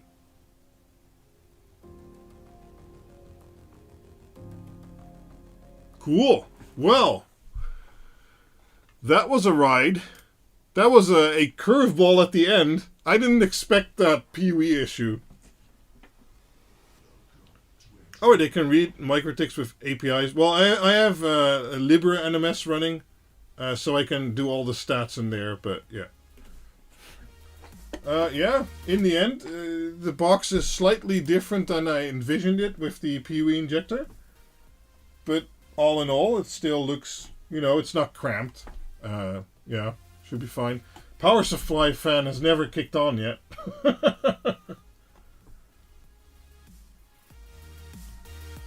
We have everything nicely tacked off of the power supply with fused wires. So the Pee-wee switch, the Pee-wee injector, and the other Pee-wee injector, they're all individually fused. So that's, in theory, is all safe. I can make the wiring a little bit neater, but all in all, I think the routing we did after Tetrising for hours and hours is pretty good. The layout's pretty good. Have to decide if I keep using these half-meter cables or switch to 0.25. I think if I make one loop here and then stick it down nicely and also here, that'll be fine. I might do that off stream, not sure yet. Access point is in. Right, we can in theory disconnect it because it's using Velcro, but for now I think I'm just going to leave it in place so that it has a chance to stick down properly. It all closes down because this is actually near the cap for the AC side, but since it doesn't clear or come further down than the cap itself, or the top part, that's no problem. All in all, I'm pretty satisfied. Waterproof test. What do you suggest? Like putting the hose on it or what?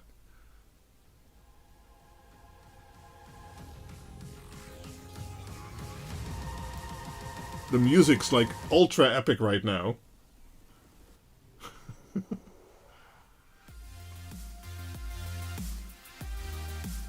Hose it for sure. I don't know, man. Put water inside and see if water go outside. But everything inside cannot deal with water. So I don't see how that's a good idea. So next time we'll do software for the MikroTik. And I probably will have cleaned up some wires, maybe screwed this down. In theory, we should mount this at some point. But if we have to change hardware, we need to be able to get this thing out. So we're going to leave that until the end. I don't think we have to, but yeah. And then hopefully next time we might also be able to do Starlink. I don't know. Submerge it. It doesn't need to be submerged.